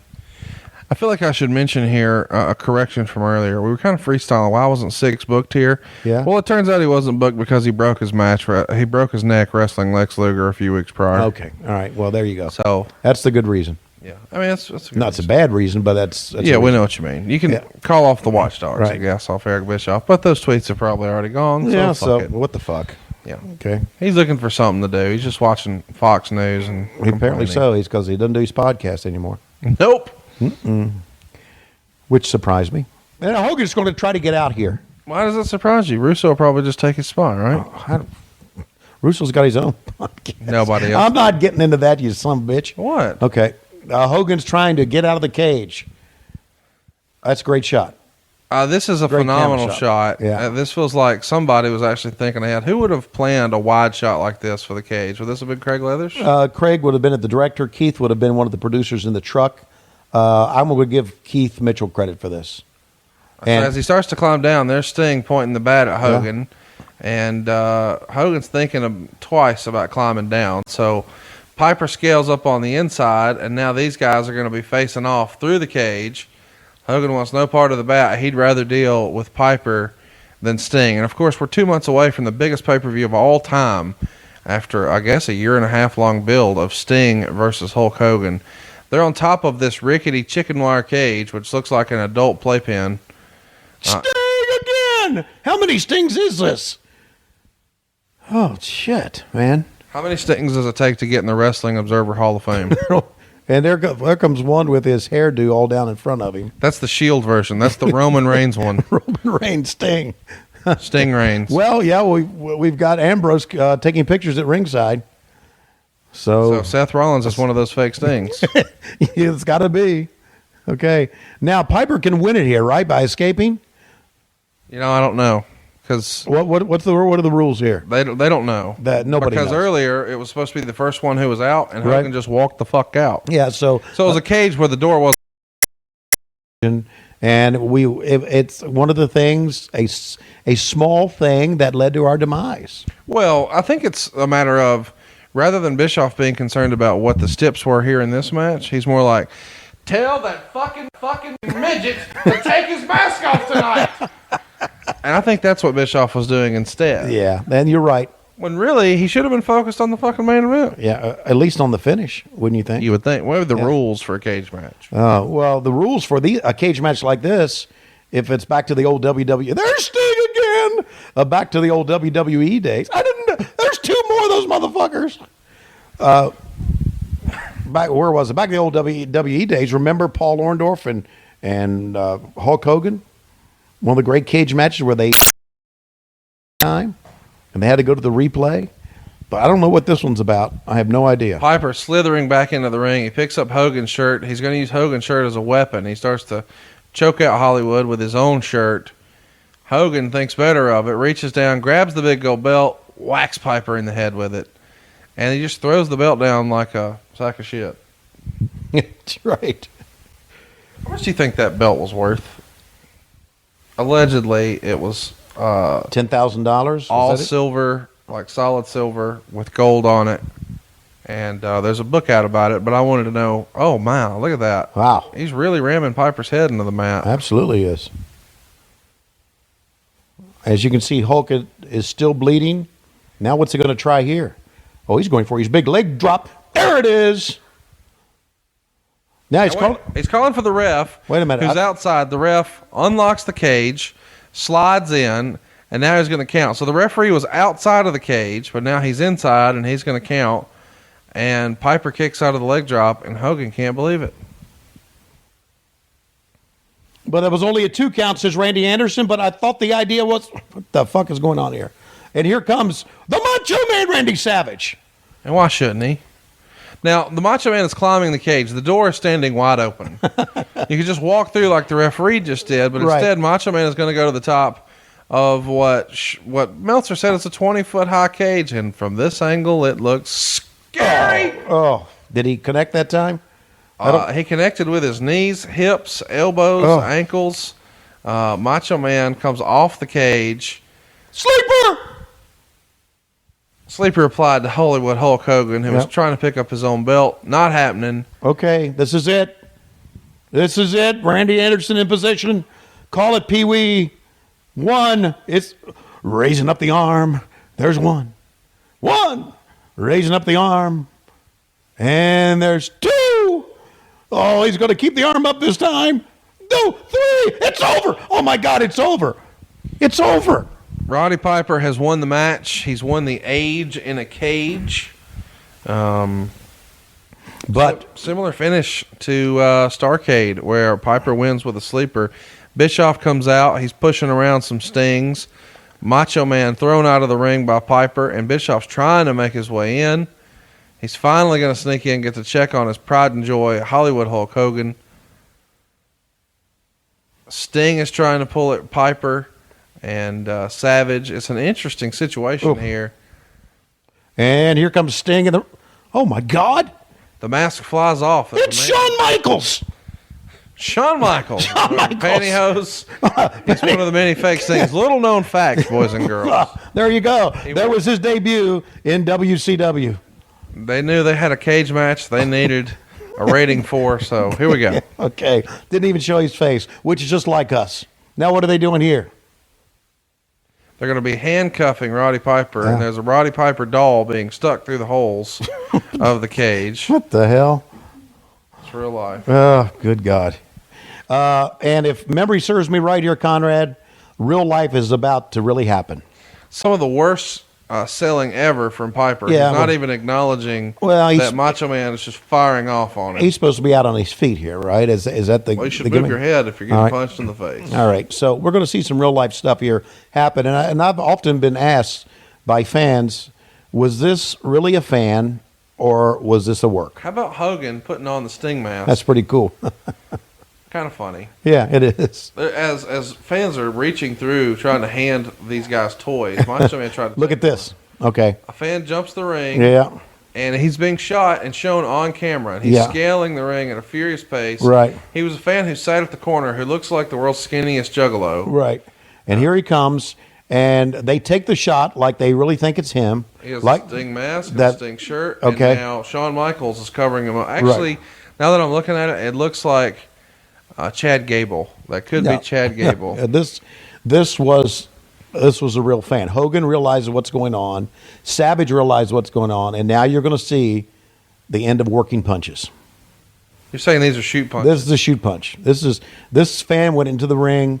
Doug Dillinger told wrestlers many times. Why would they try to put him in the once ring? the wedding is if he's paid a fan, for, why would you put him in the ring where you know he's going to be on camera? Well, they want to show fans what to fucking not do. Conrad can tell you Why there would have been they a couple shoot of him times where climbing I've said, the we need to stop because they would shoot him climbing the cage because I just got they too weren't much always going on told in what my was going to life, happen, and- and they thought this was and I don't like what I'm doing. They thought this was and I need to absolutely stop part it. of the gimmick. And Conrad has said, I have no And now you're going to plans see stop Doug this Dillinger's podcast. people get in and they frantically try to pull him off. Once the wedding You is said paid this was for a in shoot. March, You don't think this was a work? It's a the shoot. plan is to continue to This is go on. absolutely I a don't. They beat the shit I out wonder of if there's Yeah, going they to become did. a time. And where I've we run out of I've seen stuff to fans talk get the about. shit beat out of them Oh, before. I'm sorry. Run out of Meltzer stuff to Road. talk about. This was always I guess a thing that's in the not gonna be business. case. And of course, so the plan is to keep on going. when a with fan got it, involved, ad nauseum, when as he it stepped were. through the ropes, he was going to get the fuck beat out of him. That was always an unwritten rule. And now you're seeing it happen.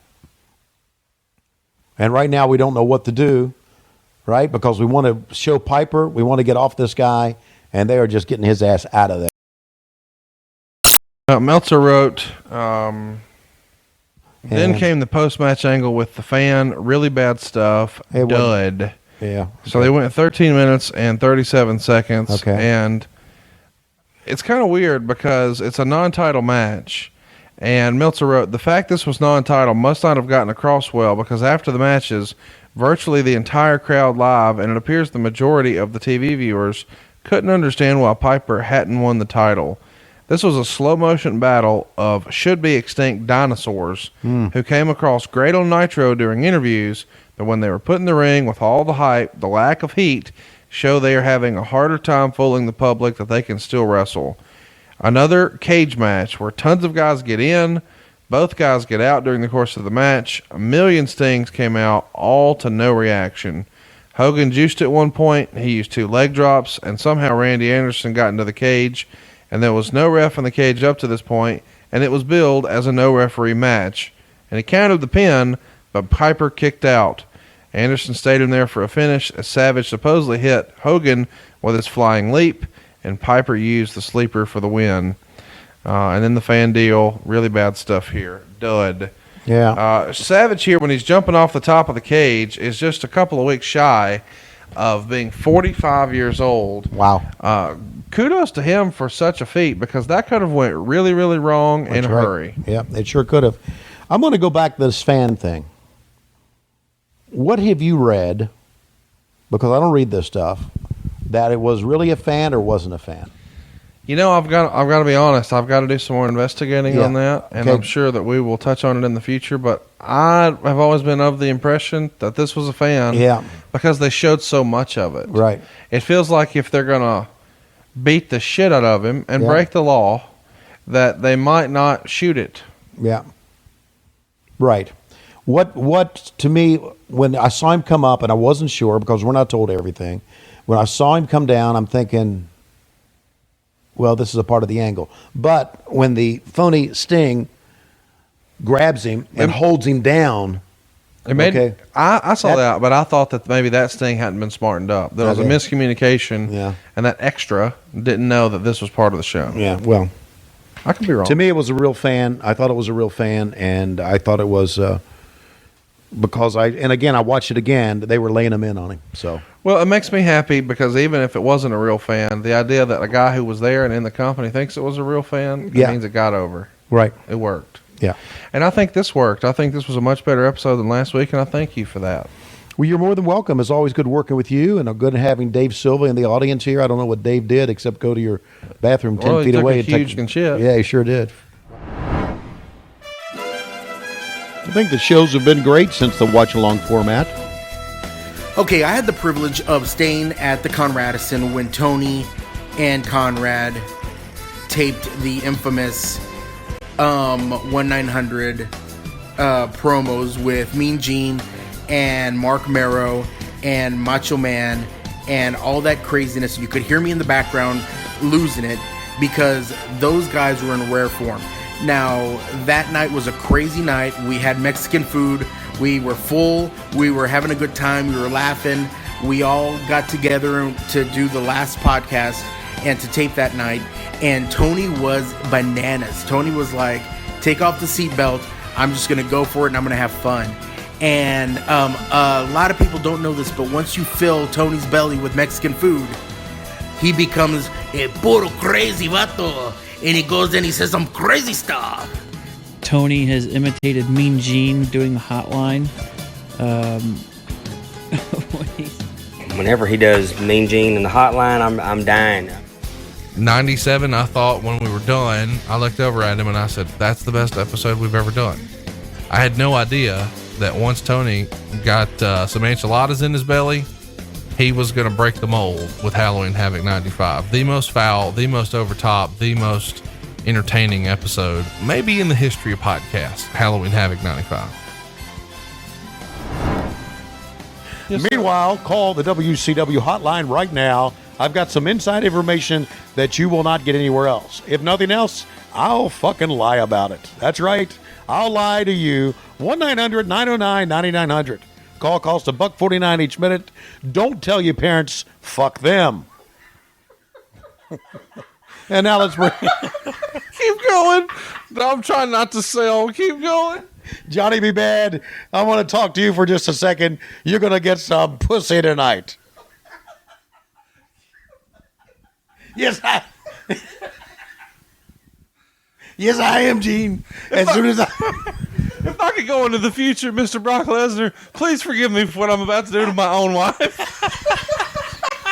I'm going to fuck Sable, and then I'm going to fuck Kimberly, and then I'm going to rub pussy juice on your bald head. Well, Johnny B. Bad, call the hotline right now. Put your dick on. Your dick to get your parents' permission. Yes. Yeah. Call right now, 1-900-9009-9900. You can talk to Johnny B. Bad's dick. It's going to have a big, not tonight, because I'm a bad man. Yes, sir. I'm bad. I'm a bad man. I'm going to fuck something tonight. Wow. There he goes. Just happened. He's not done. Oh, and Mr. Brock Lesnar, I forgot to apologize one more time. Oh, God. That's okay. Call the hotline. We're having a great time. We're going to watch you fuck. What's happening? What's happening? This was a wrestling podcast 10 minutes ago. Oh, God. Oh. All right, back to the ring. This is the longest promo in the history of Jesus promos. Christ. Well, they were talking about pussy in the 900 number. And there you go. What do you say, Bobby? He's going to fuck them both tonight. Yes, he is. But I'm worried about the truck. The truck on the roof. One of the biggest shitstorms that we've ever had. Look back behind me. Look at them humanoids. Oh, go fuck yourself. Let's go to the ring. All right. Can we go to the ring? What time are we going to go to the ring? Craig Leathers, get your head out your ass. I've already pitched to the ring. All right, I'm going to pitch to the ring. Hey, he's pitching to the ring. Okay, what are we talking about here? What? Bobby's talking about jerking himself off there, isn't he, a little bit? They got to be. What's happening? They got to be. All right. Thank you very much, Bobby the Brain Heenan. Now, before we go back to the ring, I want to let everybody know again, a pussy looks like this. And it closes like that. Okay. Oh, my God. Okay. Oh, my God. Okay. The time of the Dungeon of Doom. Oh, I'm really excited about this. The Dungeon of Doom. Oh, there's King Curtis. This is real. This is happening. Sullivan, do you remember the $1 million cookie? Where you would have that LSD in a hard cookies and everybody would lick their tongue across it. Do you remember that, Kevin? Lord Alfred Hayes saw a frog in his bedroom after he licked the $1 million cookie. Sullivan, are you alive? Say fucking something, Kevin Sullivan! Oh, Hogan, soon as you get your ass out of that truck, we're going to perforate you with the Yeti. Yes, the Yeti's coming, Kevin, talk. What the fuck do I have to keep talking for? Kevin Sullivan! This is a live look at MSL and Sullivan this week. I don't think MSL looks that good, does he? Put some shades on that motherfucker. Same. All right, call the hotline, and we'll talk about all the broads that we fuck, and we'll see you later. Thank you, white trash people, for being with us. What do you think? That's right. White trash. Billy Ray. Yeah, we're in Detroit, but we got white trash people from Alabama. Jimmy Hart, shut the fuck up. You, oh hairy bastard, you look alike of Wolfgang Puck or whatever it is. And you, Hulk Hogan, let me tell you, are you going to fuck anybody tonight? I'm going to fuck the promotion, Mean Gene, the way I've done ever since I came here. Yes, that's exactly what we're going to do. Fuck the promotion, and then fuck the promotion. All right, you heard it from the one and only Hulk Hogan. It's a night to fuck the promotion.